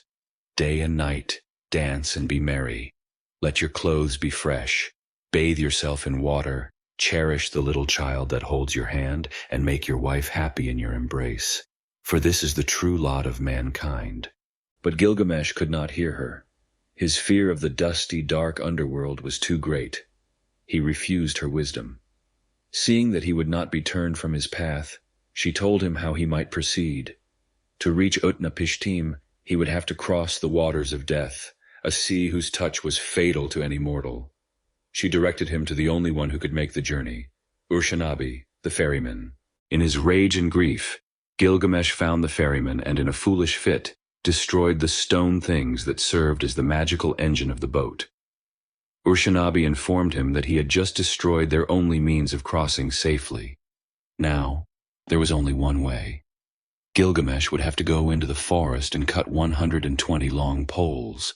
He would use each pole to push the boat through the deadly water, but only once, discarding it immediately so that his hands would not be touched by a single drop. And so, my lord, the last leg of his journey was one of punishing, repetitive labor. Pole by pole, he pushed the boat across the sea of death until, exhausted and ragged, he arrived on the distant shore. There, he saw an old man standing, looking out over the water. It was Utnapishtim, the faraway. The old man looked at this broken hero, a king dressed in the skin of a beast, and asked why he had come, his face so full of woe. Gilgamesh poured out his story, the whole tale of glory and loss, and finally asked his desperate question. I look at you, Utnapishtim, he said, his voice cracking. Your form is no different from mine. You are a man, just as I am a man. How is it, then, that you have crossed over to stand in the assembly of the gods and have been granted eternal life? And that, my lord, is the question upon which the fate of the world once turned. The answer is a story we have heard before, but never from the man who lived it. But that is a tale for when you are deep in your slumber. Rest now. The air on that distant shore was heavy with secrets, my lord, and Gilgamesh, the broken king, waited for the one that mattered most. He looked upon Utnapishtim, the ancient man who had survived the end of the world, and asked him how he had been granted a life that does not end. The old man looked back, his eyes holding a memory of a world now drowned, and he began to speak.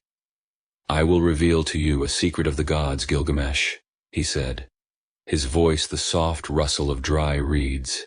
I will tell you a story hidden from the minds of men. It is a story you have heard whispered before, my lord, of a humanity grown too loud and a god grown too weary. But now, you will hear it from the man who stood at the very center of the storm. The great gods of our city of Shurupak, Utnapishtim began, decided in their hearts to unleash a great flood. They swore an oath of secrecy, but the clever god Ea, my master, would not let his creation be destroyed entirely.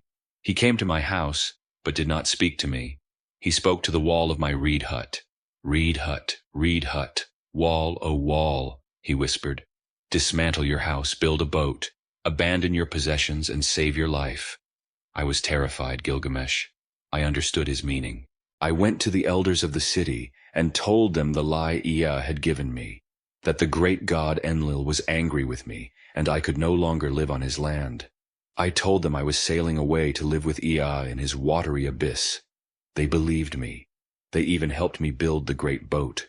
I loaded the boat with everything I had, he continued, with all my gold and silver, and with the seed of all living things, my family and kin, the beasts of the field, both wild and tame, and all the craftsmen. I sealed the final door with bitumen as the sun was setting, and I waited. At the first light of dawn, a black cloud rose from the horizon. The world turned to darkness, and the storm broke. For 6 days and 7 nights, the wind blew, and the flood tide swept over the land. The sound was of a world being torn apart. Even the gods were terrified of the deluge. They fled to the highest heaven and cowered against the wall like beaten dogs. Ishtar, the mother of us all, cried out like a woman in childbirth, weeping for her beautiful people, who were now nothing but clay in the water. On the seventh day the storm ceased. I opened an air hole and light fell on my face. I looked out, and all was quiet.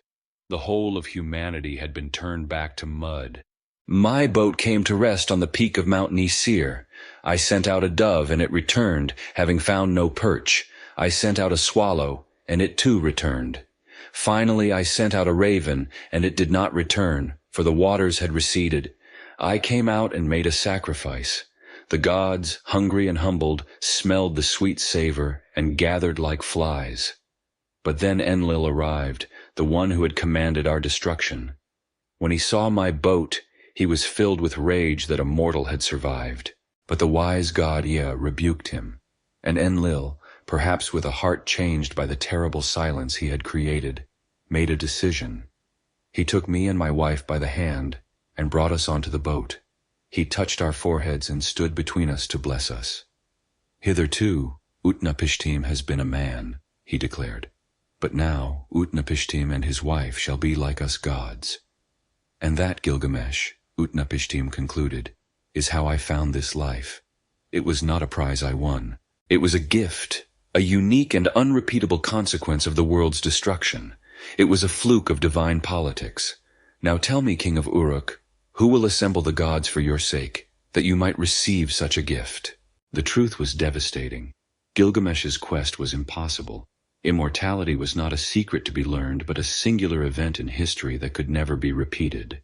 Seeing the utter despair on the king's face, Utnapishtim offered him a small test. Come, he said, if you truly believe you are worthy of conquering death, first you must conquer its cousin, sleep. Do not lie down for 6 days and 7 nights. Gilgamesh, full of his old pride, accepted the challenge. He sat down on the shore, determined to prove his strength. But the moment he sat, the immense exhaustion of his journey, the leagues of darkness, the sea of death, overtook him. And like a mist rolling in from the sea, sleep enveloped him completely. Utnapishtim looked at the sleeping hero and smiled a sad, knowing smile. He turned to his wife. Look at this strong man who wants to live forever, he said softly. He cannot even fight off sleep. To provide proof of Gilgamesh's failure, he told his wife to bake a single loaf of wafer-thin bread for each day that he slept, to place it by his head, and to make a mark on the wall. And so the days passed. The first loaf, when it was removed, was still fresh. The second was stale. The third grew damp and moldy. By the 7th day, the final loaf was a dry, cracked husk, as hard as a stone. On that 7th day, Utnapishtim reached out and gently touched the king. Gilgamesh awoke with a jolt. I had barely dozed off when you touched me, he exclaimed. Utnapishtim silently pointed to the row of loaves. Count your loaves, Gilgamesh, he said. And as Gilgamesh saw the 7 stages of decay, from fresh to rotten to dust, he saw the image of his own life, of his own body, and the undeniable proof of his own mortal weakness. He let out a great cry of despair. He had failed. He could not even conquer sleep. How could he ever hope to conquer death itself? His great quest was over. He was utterly and completely defeated. But as he sat in his sorrow, Utnapishtim's wife whispered to her husband, He came here on a long and weary journey. Should we not give him something to take back with him? A final secret, my lord, was about to be revealed. But that must wait. You must sleep now. A final secret, my lord, was to be offered. As Gilgamesh sat in the dust of his failure, Utnapishtim, at his wife's urging, gave the king a parting gift. It was not the life without end that he had sought, but it was a chance to turn back the clock. Gilgamesh, the old man said, I will tell you a secret of the gods. There is a plant that grows deep beneath the freshwater sea. It has thorns like a briar and will prick your hands. But if you can possess it, it will restore your youth. He called it The Old Man Becomes Young Again, and with this final glimmer of hope, Gilgamesh's spirit was renewed. He tied heavy stones to his feet, and like the pearl divers of the Gulf, he plunged into the Apsu, the deep abyss. He found the plant, and though its thorns tore at his hands, he grasped it and returned to the surface. He showed the thorny prize to the ferryman, Urshanabi. "With this," he said, his voice filled with a new purpose, "I will return to my city of Uruk. I will give it to the old men of the city to eat, that they may be young again. And then I will eat it myself, and be restored to the strength and glory I had when my brother was by my side." He did not eat it at once, my lord. He chose for the first time to share this gift, to save it for his people. It was the act of a true king. They began the long journey home. One evening, Gilgamesh saw a pool of cool, clear water and decided to bathe. He placed the magical plant, his last hope, carefully on the bank and waded into the pool. As he bathed, a serpent, drawn by the sweet, otherworldly fragrance of the plant, slithered from its hiding place. Silently, it took the plant in its mouth and swallowed it. Immediately a miracle occurred. The serpent shed its old scaly skin on the bank and emerged new, young, and vibrant. Rejuvenated, it slipped away into the grass, leaving only its dry, cast-off skin behind. In this moment, the serpent was not a villain. It was a creature of the earth, acting on instinct, taking back a secret that was never meant for humanity. It was a symbol not of evil, but of the world's ancient wisdom, of the cycle of death and rebirth that governs all of nature. When Gilgamesh came out of the water, he saw that the plant was gone. He saw the shed skin of the serpent, and he understood. Everything he had endured, the journey through darkness, the sea of death, the thorns of the abyss, it had all been for nothing. His last hope had been stolen in an instant of carelessness. And there, on the bank of that lonely pool, the great King Gilgamesh finally broke. He sat down and wept, the tears of utter and complete defeat streaming down his face. "For whom have my hands labored?" he cried out to the ferryman. "For whom has my heart's blood been spent? I have gained nothing for myself. I have only secured a boon for the serpent, the lion of the earth." They journeyed on, and Gilgamesh's heart was an empty vessel. He had nothing, no immortality, no rejuvenation, no trophy to show for his quest. He had only the wisdom of his failure. At last, they came within sight of his home, the great city of Uruk. As they approached, Gilgamesh stopped. He turned to Urshanabi, and his voice was no longer filled with grief or rage, but with a strange, calm pride. "Go up, Urshanabi," he said, "and walk upon the walls of Uruk. Inspect the foundation platform and scrutinize the brickwork. See how its bricks are fired in a kiln, and how the 7 sages themselves laid its foundations." He pointed out the great city he ruled, its temples, its orchards, its sprawling districts. And in that moment, my lord, he understood. He had found the only immortality a mortal man can ever know. He finally understood the wisdom that the alewife Siduri had tried to offer him. A man's life is finite. His body will fail and turn to dust.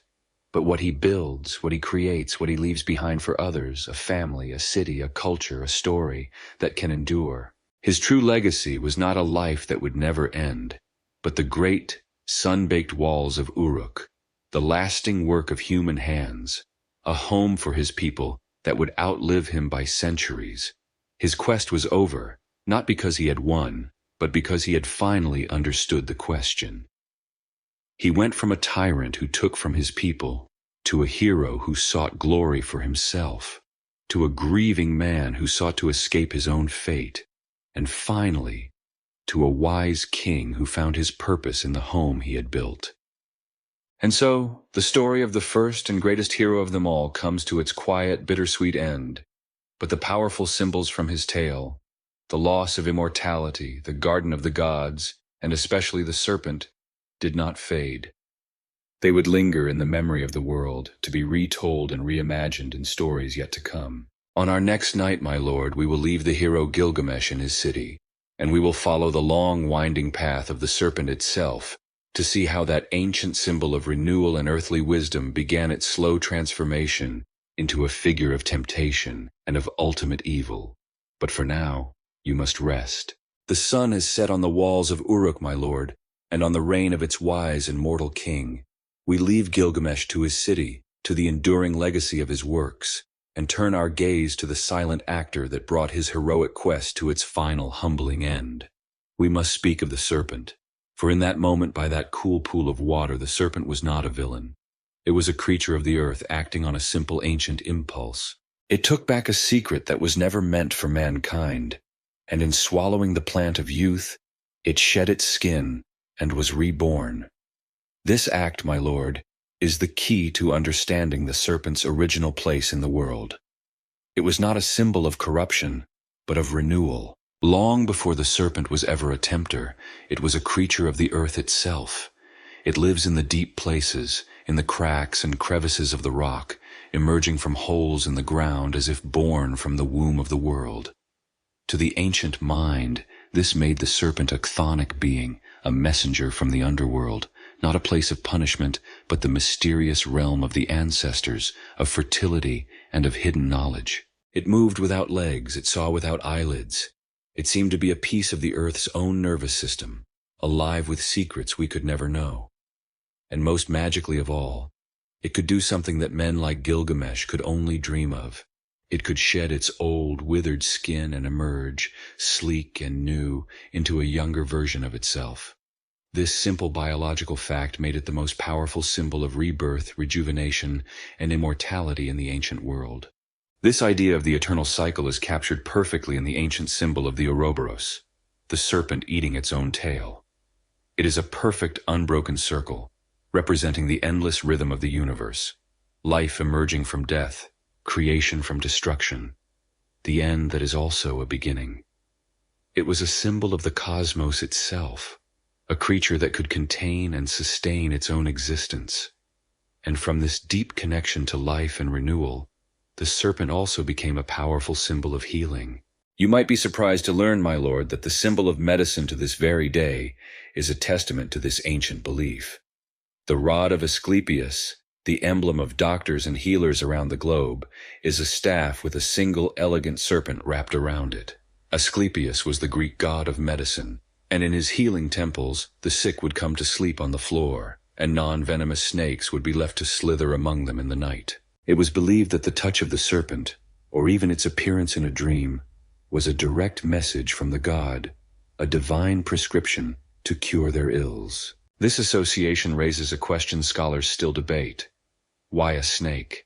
Was it because the venom of a serpent, a substance that could kill, was also understood to be a powerful medicine in the right dose, the foundation of pharmacology?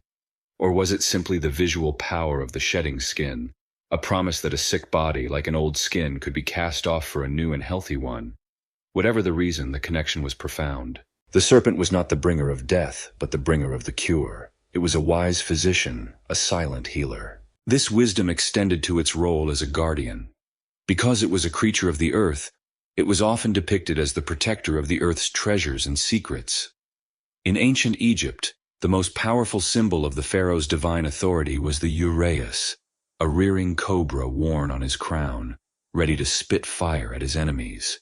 It was the goddess Wadjet, a protector of kings and of women in childbirth. In the great myths of India, the Naga are a race of powerful, intelligent serpent beings who live in magnificent underworld kingdoms, guarding the treasures of the earth and, sometimes, the deepest teachings of the Buddha. To have a serpent guarding your temple, your treasure, or your king was not a curse.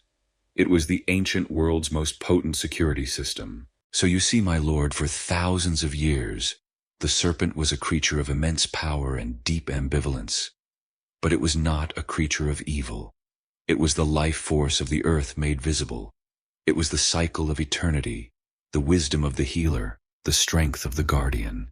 It was respected and sometimes feared for its power, but it was a fundamental part of the world's sacred order. But a shadow was beginning to fall upon this ancient symbol. In the great cosmic battles of emergent empires and new religions, the serpent's deep connection to the old earth goddesses, to the untamed chaos of nature, and to the magic of the underworld would be recast. It would be transformed from a wise guardian into a monstrous adversary, an enemy that the new sky gods and their heroes had to defeat. On our next night, my lord, we will witness the beginning of the serpent's long and tragic fall from grace. We will see how it became the dragon in the dark, the beast of chaos that must be slain. For now, let the cycles of the night claim you. Sleep. The stars are sharp in the sky tonight, my lord, like the points of a celestial compass.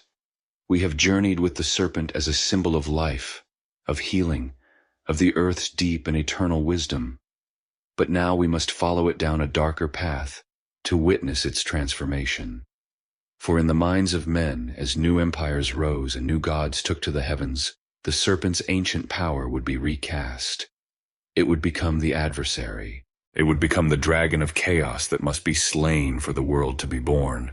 This story of a hero god battling a chaos serpent is one of the oldest and most powerful tales in the world. It is the story of order versus chaos.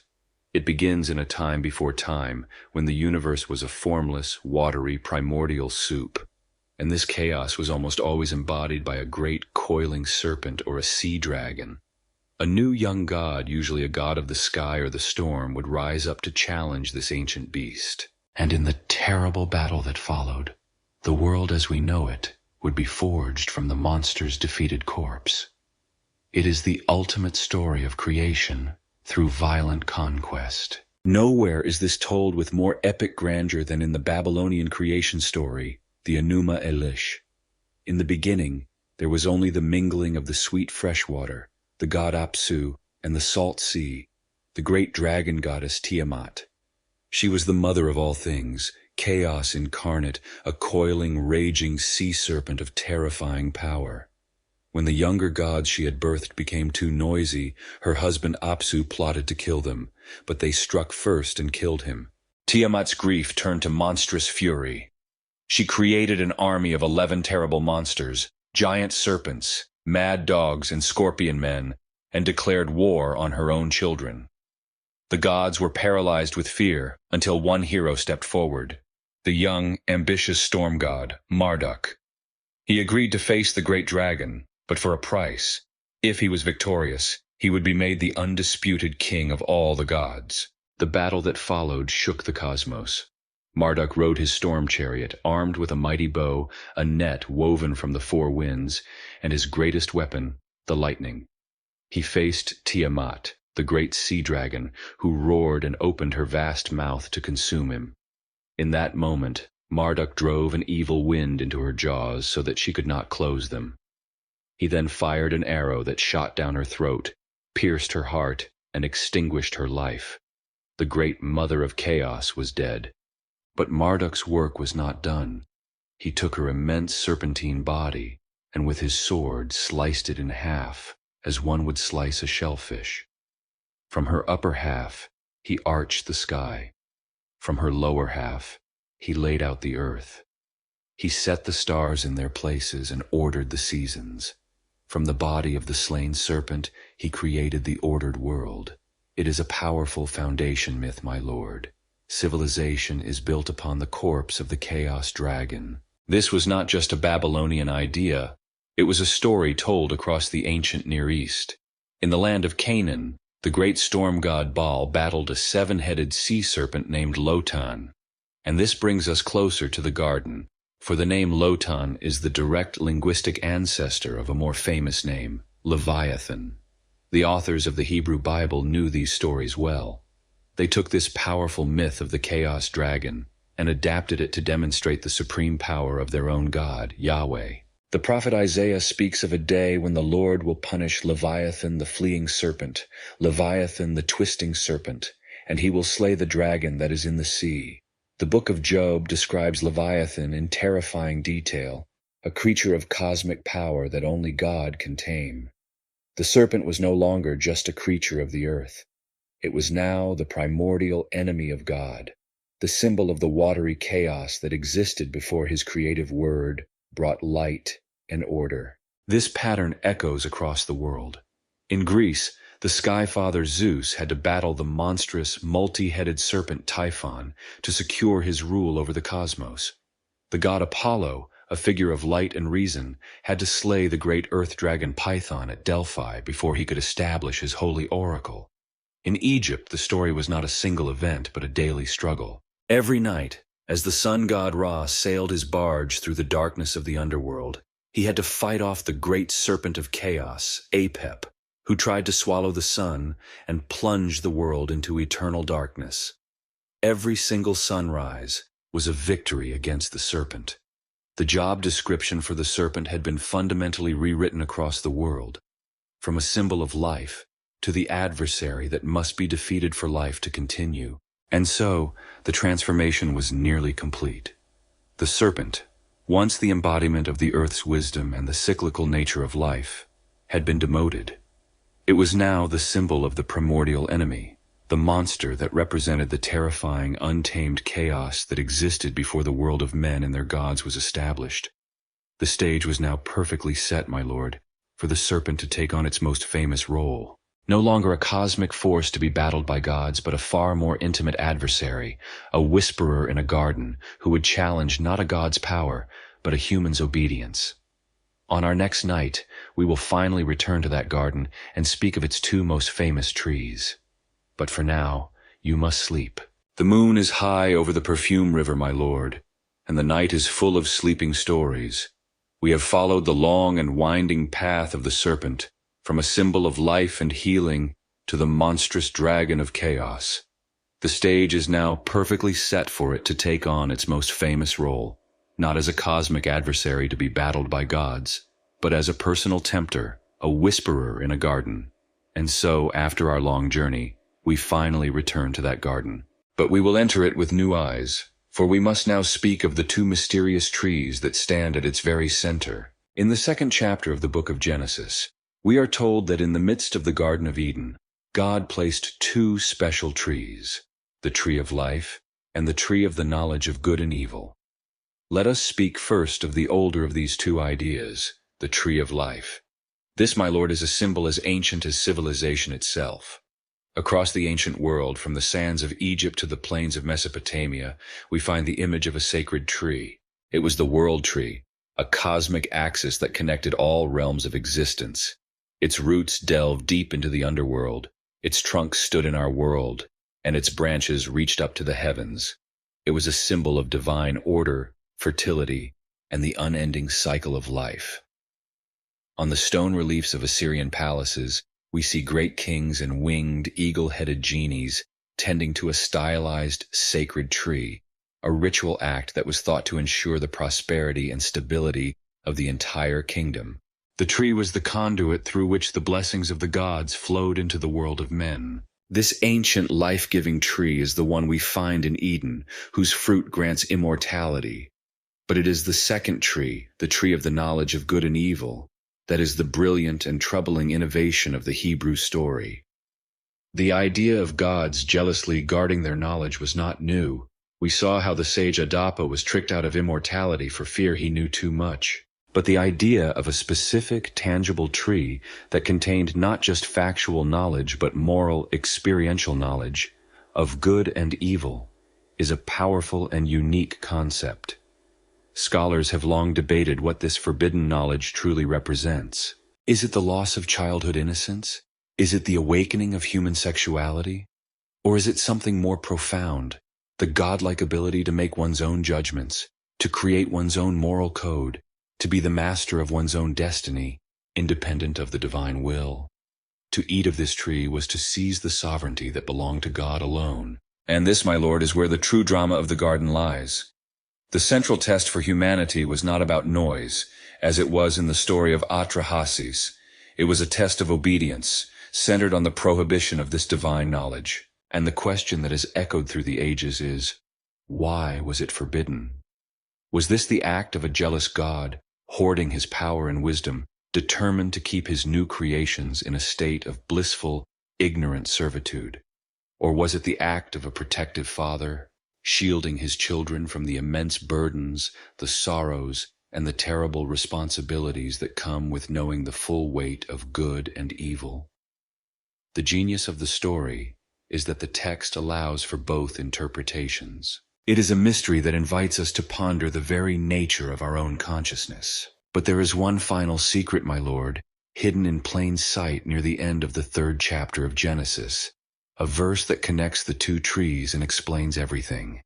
After the man and woman have eaten the forbidden fruit, God speaks to the divine council. Behold, he says, the man has become like one of us, knowing good and evil. Now lest he put out his hand and take also from the tree of life and eat and live forever. And with that, he casts them out of the garden and places a cherubim with a flaming sword to guard the way to the tree of life. You see, access to immortality from the tree of life was not at first forbidden. The danger only arose after they had taken the divine knowledge from the 2nd tree. A mortal with divine knowledge was one thing, but a mortal with both divine knowledge and divine immortality, that creature would no longer be human. It would be a god, a rival. The expulsion from the garden, then, was not merely a punishment. It was a preventative measure, a desperate act to preserve the final boundary between the creature and its creator. And so we have gathered all the threads. We have seen the pagan stories of creation from clay, of a woman born from a divine pun about a rib, of a hero who loses immortality to a serpent, and of a sacred tree that connects heaven and earth. We have seen how these ancient scattered ideas floated in the cultural air of the Near East for thousands of years. On our next night, we will weave them all together. We will step into the Garden of Genesis itself and see how the biblical authors, with unmatched literary and theological genius, took these old myths and forged from them a radical and revolutionary story that would change the way we see ourselves, our world, and our God forever. But that is a story for tomorrow. Let the night be your garden now, my lord, and sleep. The perfume river flows quietly tonight, my lord, and the air is still, ready for the final weaving of our tale. We have journeyed far, from the sun-baked plains of Sumer to the jeweled garden at the edge of the world. We have collected the scattered threads of myth, a man fashioned from clay, a woman born from a rib, a wise sage who lost immortality, a great hero who found only grief, a sacred tree, and a serpent of ancient wisdom. Now the time has come to see the loom upon which these threads were woven into a single, world-changing tapestry. We will step at last into the Garden of Genesis and witness not an invention, but a masterful and radical reimagining. To understand the genius of the Genesis account, you must first understand the world in which it was written. The nation of Israel was a small, precarious kingdom, a sliver of land caught between the colossal empires of Egypt and Mesopotamia. They were surrounded by cultures whose gods were older, whose temples were grander, and whose armies were infinitely more powerful. Their creation stories were not just quaint folk tales. They were a declaration of identity, a form of cultural and spiritual resistance in a world that constantly threatened to swallow them whole. The authors of Genesis were not writing in a vacuum. They were engaging in a profound theological argument with their neighbors, taking the most powerful stories of the ancient world and turning them upside down to make a revolutionary new point. Consider the act of creation itself. In the Babylonian story we heard, the world is born from violence. The hero god Marduk must wage a terrible war against the great chaos dragon Tiamat, and only by slaying her and splitting her corpse in two can he create the heavens and the earth. It is a universe born of conflict. The authors of Genesis looked at this story and made a breathtaking counterclaim. Their God does not fight a battle to create the world. He simply speaks. Let there be light, he says, and there is light. There is no war because there is no rival. There is no Tiamat, no chaos dragon to defeat. Chaos is not an opposing deity. It is simply the formless void, inert matter waiting for the calm, effortless, and orderly command of a single, all-powerful creator. In one graceful stroke, all the pantheons of their neighbors were swept aside. Consider the purpose of humanity. In the Mesopotamian myths, humanity is an afterthought, a lump of clay mixed with a rebel god's blood, created for the sole purpose of being slaves to the lazy and bickering gods. We were made to do their chores. The authors of Genesis took this humiliating origin story and transformed it into one of profound dignity. In their story, humanity is not an afterthought. It is the pinnacle of a planned and orderly creation. A man is fashioned from the dust, and the Creator himself breathes into his nostrils the breath of life. Humanity is made, not in the image of a defeated rebel, but in the very image of God. They are not created to be slaves, but to be partners, to be stewards of the garden, to name the animals, to participate in the ongoing act of creation. It was a revolutionary statement about the inherent worth and dignity of every human life. And finally, my lord, consider the loss of paradise. In the tale of Atra, immortality is lost because of a god's trickery. In the epic of Gilgamesh, the plant of rejuvenation is lost to the random, amoral act of a serpent. In these stories, humanity is a passive victim of divine politics or cosmic indifference. The authors of Genesis rejected this completely. In their story, the gates of paradise are not closed by a fickle god or a random accident. They are closed by a conscious, deliberate, and free human choice. The man and the woman are given a single clear command, and they choose to disobey it. For the first time, the central tragedy of the human condition is located not in the cruelty of the gods, but in the will of humanity. This introduces the radical and world-changing concepts of human moral agency, of responsibility, and of sin. In this new story, the serpent is no longer the chaos dragon or the wise healer. It becomes something more subtle and more intimate, the catalyst for this moral choice. It does not force, it asks questions. Did God really say? It plants a seed of doubt and offers the tempting promise that divine knowledge is there for the taking. The sacred tree is no longer just a symbol of cosmic stability. It becomes the focal point of this test of obedience, the source of a knowledge that will forever alter our relationship with our Creator. Many scholars believe that the final version of this creation story was written during or after the Babylonian exile, a time when the people of Israel were captives in the very land where the story of Marduk and Tiamat was celebrated.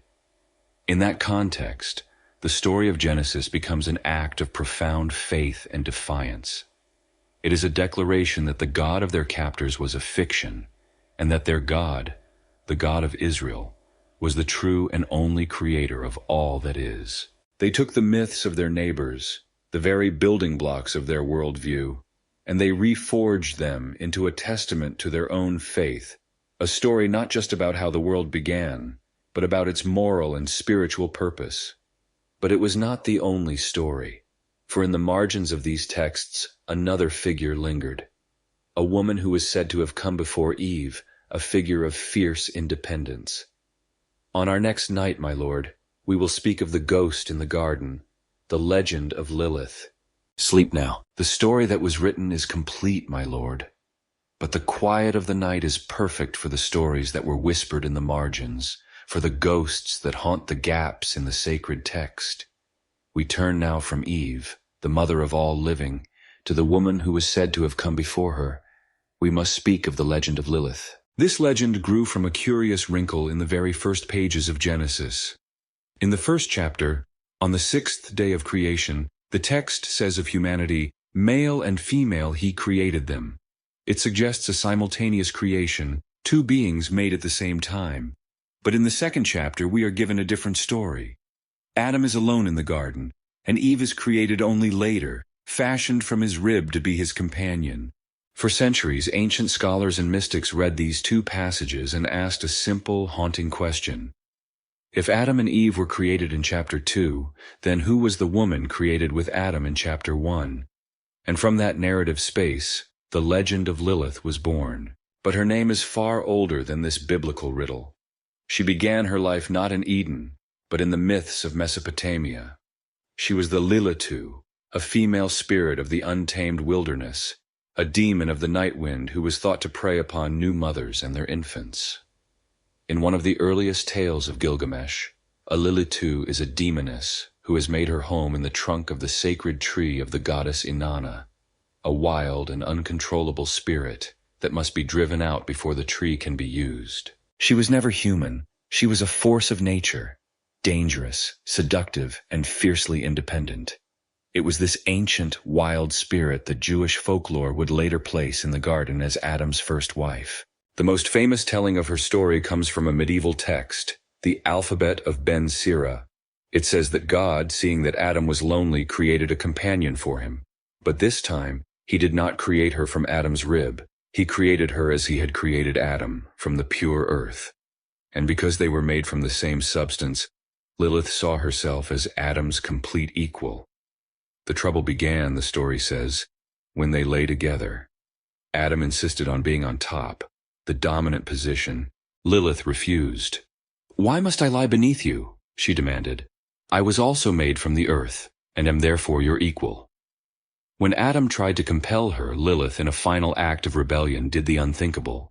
She pronounced the ineffable and magical name of God, a secret that gave her immense power, and she used that power to sprout wings and fly away from the garden, abandoning her husband and paradise itself. She flew to the Red Sea, a place associated with wildness and demons. There she consorted with the spirits of the night and gave birth to hundreds of demonic children each day. God sent 3 angels, Senoi, Sansanoi, and Samangaloth, to retrieve her. They found her and commanded her to return to Adam. She refused. They threatened to drown her in the sea. She laughed at them, telling them that her very purpose now was to afflict newborn human infants. But a dark compromise was struck. Lilith swore an oath that if she ever saw an amulet bearing the names of those 3 angels, she would have no power over the child it protected. And so, my lord, a legend was born to explain an ancient folk custom, the use of protective charms in a birthing room. Back in the garden, Adam was still alone, so God caused a deep sleep to fall upon him, and this time he tried a different approach. To ensure a more harmonious and compliant partner, he did not form her from the neutral earth as an equal. He took one of Adam's own ribs, and from it he fashioned Eve. She was bone of his bone and flesh of his flesh, created from him and for him. The legend frames the creation of Eve not as the first plan, but as the second, a solution to the problem of Lilith's fierce, rebellious equality. For centuries, Lilith was a creature of terror in folklore. She was the screech owl in the night, the baby-snatching demon, the succubus who haunted the dreams of men. She was the embodiment of all that was considered dangerous in female sexuality. It was wild, untamed, and not under the control of a husband. But in our modern age, my lord, a strange thing has happened. Lilith has been reclaimed. She has been transformed from a demon into an icon. For many, she is now a symbol of female independence, a proto-feminist hero who chose exile over subservience. She is the woman who looked patriarchy in the face and chose freedom, no matter how lonely or damned that freedom might be. One age's demon, it seems, can become another's inspiration. She is the ghost in the garden, the shadow of the woman who would not be tamed. She represents everything that was edited out of the official story, the demand for equality, the untamed feminine spirit, and the terrifying, exhilarating choice of a freedom that comes at the highest possible price. We have now explored the myths that came before Genesis, the genius of the story itself, and even the legend that haunts its margins. On our final night together for this tale, my lord, we will take one last look back, reflecting on the enduring power of this story of a garden, a serpent, and a choice that came to define what it means to be human. Sleep now. The evening sky over Hugh is a soft purple, my lord, and the perfume river is a ribbon of dark silk. We have reached the final night of our tale. We began in the dusty ruins of a king's library and have journeyed back through the millennia to the sun-baked plains of Sumer, through the jeweled garden at the edge of the world, and into the heroic halls of Uruk. We have listened to the stories of Adapa and Utnapishtim, of Gilgamesh and Enkidu, and we have even heard the whispered name of Lilith, the ghost in the garden. We have gathered the scattered pagan threads, and now we must ask one final question. Why does this one story, the story of Adam and Eve, endure with such power? Its predecessors are all but forgotten, the concerns of scholars and poets. The gods of Sumer are dust, and the might of Babylon is a memory. Yet the story of a garden, a serpent, and a forbidden fruit remains planted deep in the heart of the world. The reason, my lord, is in the genius of its retelling. The biblical authors were not mere scribes. They were artists of the human spirit. They took the raw materials of the pagan world and infused them with a new and revolutionary meaning. Where the pagan myths gave humanity a lowly origin as slaves to capricious gods, The Genesis story gave us an origin of unparalleled dignity, fashioned in the very image of a single creator. It told us that we were not cosmic accidents or divine afterthoughts, but the deliberate and cherished pinnacle of creation. Where the pagan stories explained suffering as the result of divine politics or cosmic indifference, a trickster god's lie, a serpent's random theft, the Genesis story placed the weight of the world squarely on the shoulders of human choice. It gave us moral agency. Our fate was not something that happened to us. It was something we chose. In that choice, and its heavy consequences, the story gave human life a meaning and a tragic grandeur that has resonated ever since. The story of Eden endures because it is a mirror. It is an attempt to answer the timeless questions that haunt us in the quiet hours of the night. Why is life a struggle? Why must we toil and suffer? Why do we feel a sense of alienation, a longing for a lost home we can't quite remember? Why do we love and yet betray? Why do we die? The story does not give easy answers, but it gives us a powerful and poetic framework in which to ask these questions. It tells us that our knowledge comes at a price, that our freedom is a heavy burden, and that we live our lives east of a garden to which we can never return. And so the symbols have stayed with us. The lost paradise has become a universal metaphor for our nostalgia and our hopes. The serpent's whisper has become the sound of our own temptations, the search for knowledge, the pain of exile, the promise of redemption. These are the themes that were crystallized in that ancient story, and they have been flowing through the veins of our art, our literature, and our dreams ever since. Our long journey through the pagan origins of this tale is now at an end. We have seen how a story, like a river, can flow through many lands and take on the color of the soil through which it passes.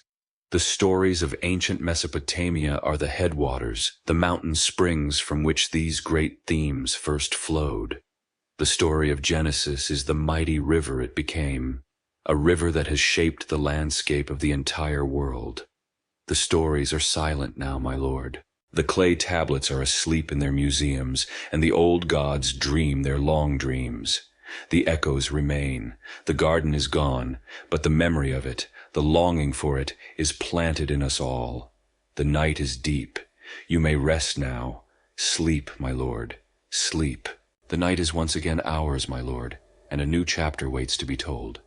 We have spoken of a creation that came from a single quiet word, an orderly unfolding of the divine will.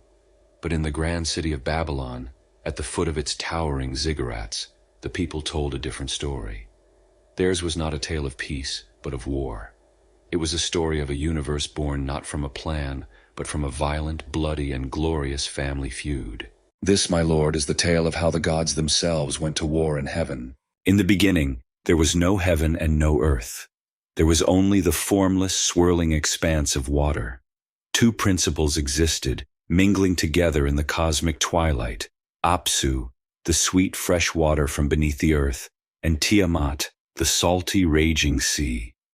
She was the Great Mother, a being of immense power, often imagined as a vast, coiling sea dragon from whose watery womb all life would spring. From their union, the first gods were born.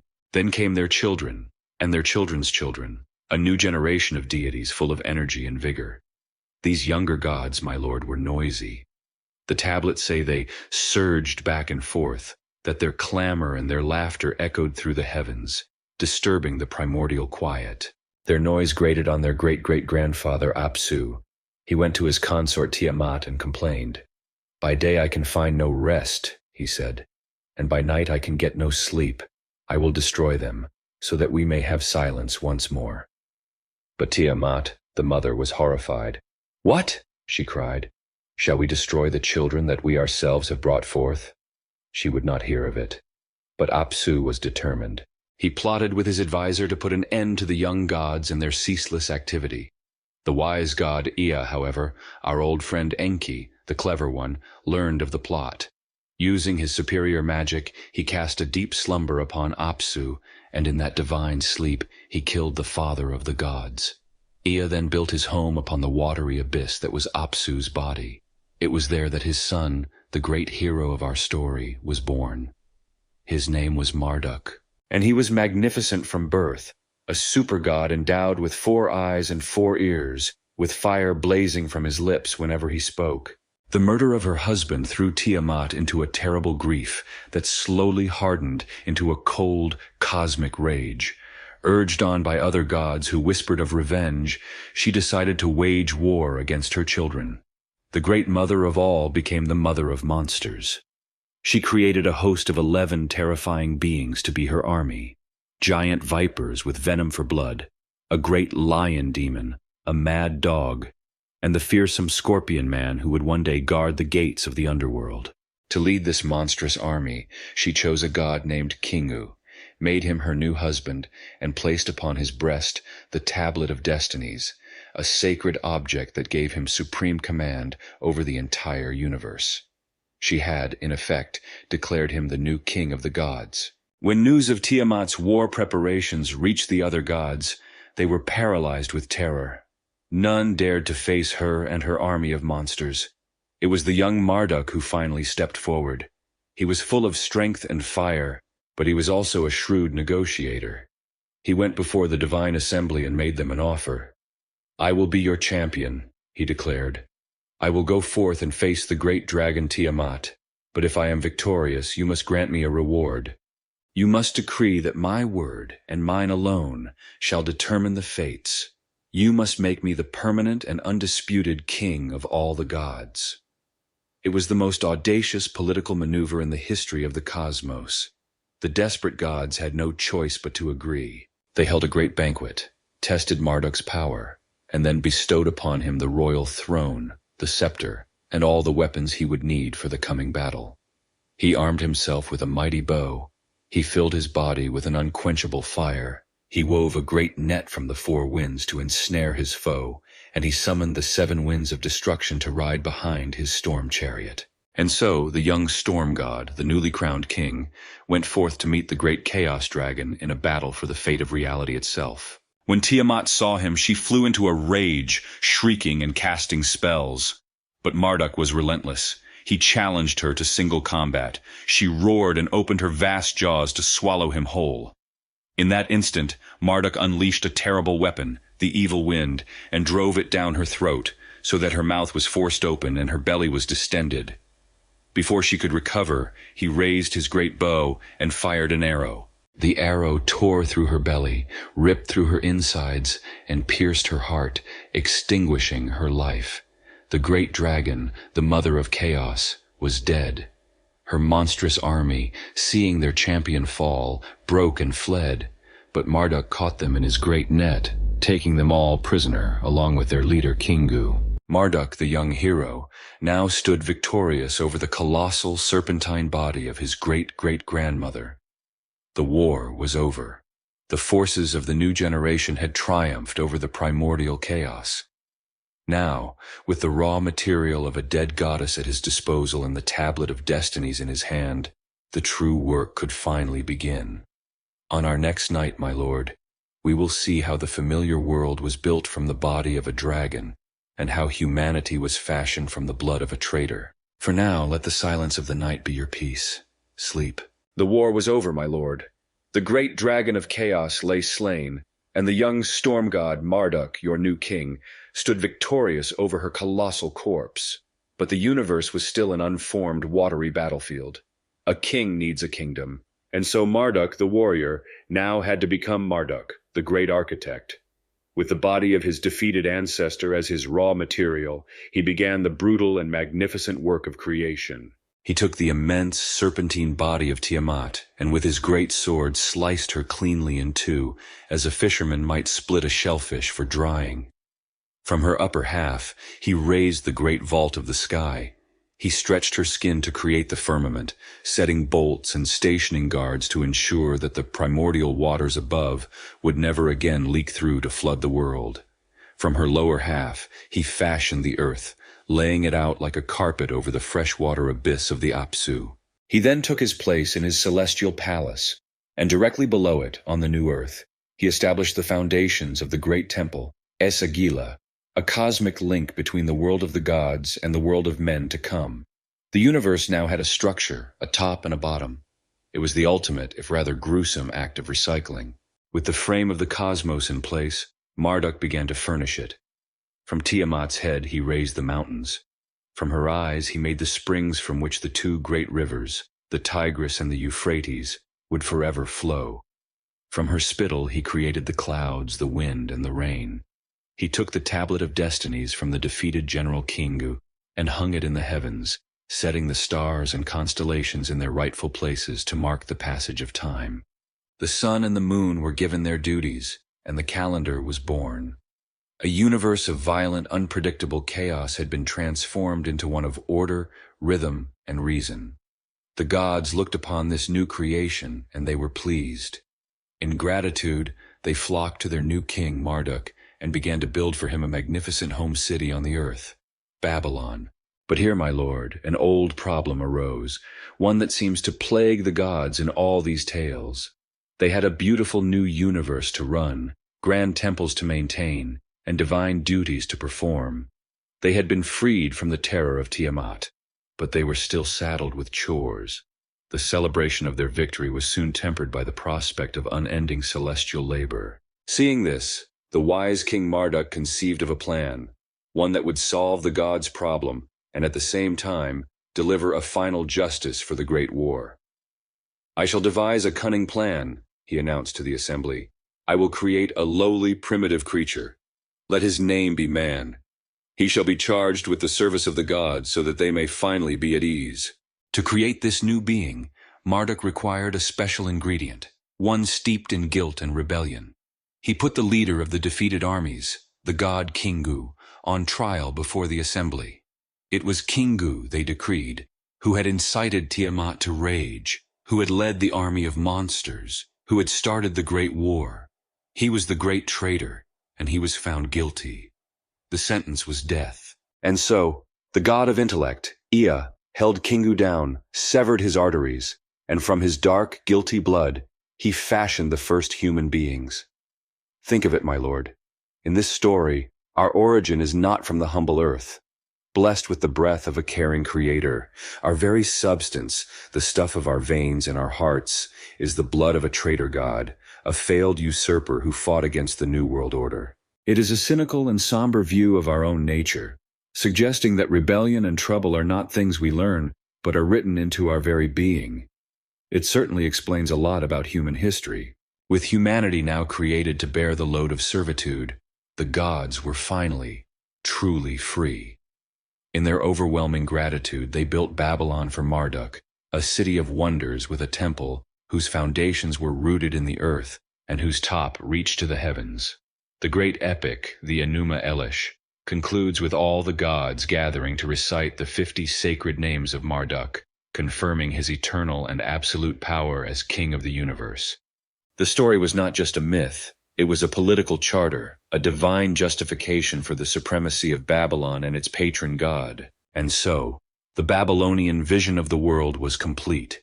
A cosmos born from a violent struggle, an ordered world built from the body of a monster, and a flawed humanity created from the blood of a traitor, destined to serve. But this dark and epic tale was not the only story being told. Across the seas in the sunlit lands of Greece, another tale was taking shape about the origin of our troubles. A story that also began with a divine conflict, but placed the blame not on a traitor god, but on the creation of the first woman.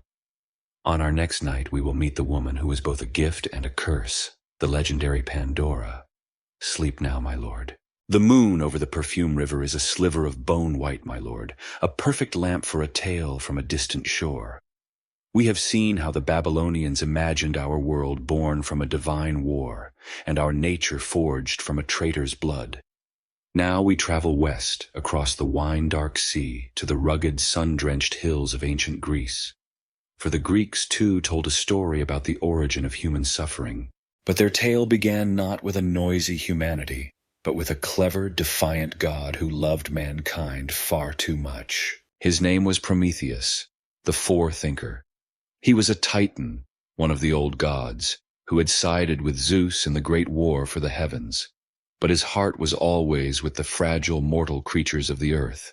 He saw them as his children, and he became their great champion.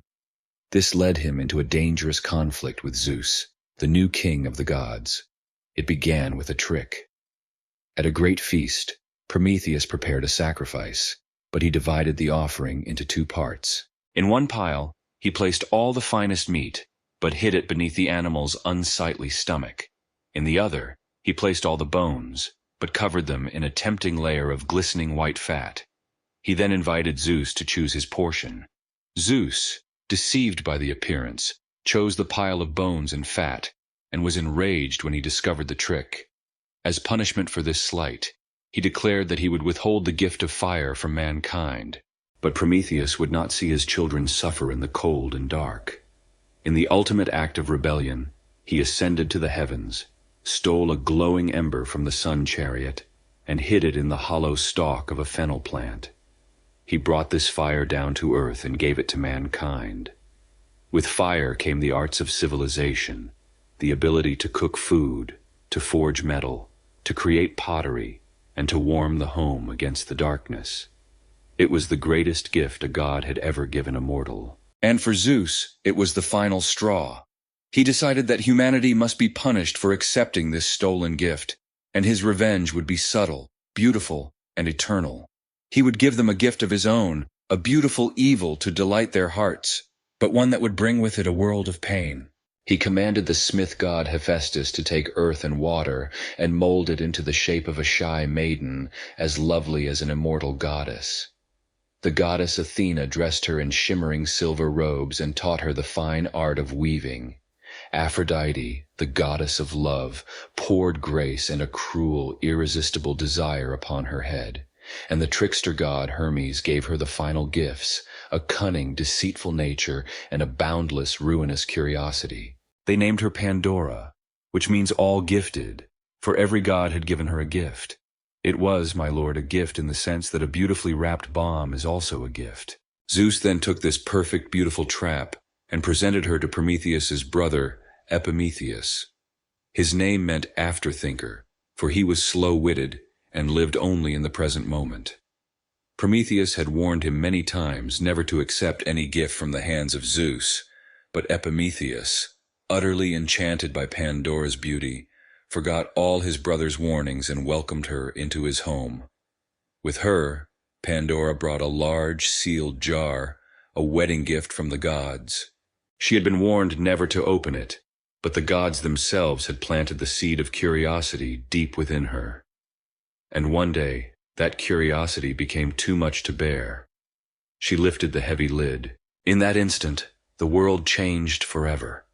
From the jar flew out a swarm of terrible things that had, until that moment, been unknown to humanity. Sickness and plague, sorrow and misery, hard toil and bitter grief, vice and deceit. 1,000 plagues of the heart and body, which spread out on silent wings across the whole earth. The golden age of mankind, an age without work or pain, was over in a heartbeat. Pandora, terrified by what she had done, slammed the lid back onto the jar, but it was too late. All the evils had escaped. All, that is, except for one thing that remained fluttering at the bottom, trapped beneath the lid. Elpis, the spirit of hope. Scholars have debated for centuries, my lord, whether this was a mercy or the final cruelty. Was hope the one comfort left to us in our suffering? Or was it just another of the evils, a false, blind hope that keeps us struggling on when all is lost? And so we see another vision of our fall from grace. In Mesopotamia, our suffering is a consequence of our noisy nature. In Genesis, it is the result of a deliberate human choice to disobey. But in the Greek story, suffering is a direct, calculated act of revenge from a wrathful god, and the instrument of that revenge is the first woman. Pandora is not a sinner like Eve. She is a victim of her own divinely engineered nature. Her story is not one of moral failure, but of a cosmic trap sprung upon an unsuspecting world. We have now heard the tales of the great empires. It is time, my lord, to narrow our gaze and travel to the small, turbulent land that lay between them, the crossroads of the world where our central story would take its final, fateful shape. On our next night, we will journey to the ancient land of Canaan. Sleep now. The evening air here in Hue is thick with the promise of rain, my lord, a feeling that the farmers of the ancient world would have understood deep in their bones. We have heard the grand tales of empires from Babylon and from Greece, stories written on a colossal scale. But now, our long journey must take us to its most important destination, a small, turbulent, and utterly crucial strip of land that served as the crossroads of the ancient world. Before we can truly understand the story of the garden, we must first understand the garden in which that story was planted. We must travel to the world of ancient Canaan. Imagine a narrow corridor of land, pressed between the vast, shimmering expanse of the Mediterranean Sea to the west, and the endless, unforgiving Arabian desert to the east. This was Canaan. It was not a land of mighty, predictable rivers like Egypt or Mesopotamia. It was a land of rocky hills and fertile valleys, of olive groves that clung to the slopes and vineyards that drank the winter rains. It was a land of sun and dust, whose life depended entirely on the rains that the storm god might or might not choose to send. Its greatest resource and its greatest curse was its location. It was the land bridge connecting the two great superpowers of the age, Egypt to the south and the empires of Mesopotamia, and the Hittites to the north and east. Every caravan of trade, every conquering army, every new idea had to pass through this narrow land. It was a place of permanent traffic and permanent conflict, a cultural melting pot and a constant battleground. The people who lived here were not a single unified nation. The Canaanites were a collection of fierce, independent city-states, places like Megiddo, Hazor, and Jericho, each with its own king and its own local traditions. Their religion was a reflection of their precarious life. It was a faith tied to the earth, to the turning of the seasons, and to the desperate need for fertility. Their great questions were not about the cosmic wars of the gods, but about survival. Will the rains come this year? Will the harvest be good? Will our flocks and our families multiply? Their gods were the personification of these hopes and fears. For centuries, my lord, all we knew of these gods came from the writings of their greatest enemies, the authors of the Hebrew Bible, who depicted their religion as nothing but depravity and idol worship.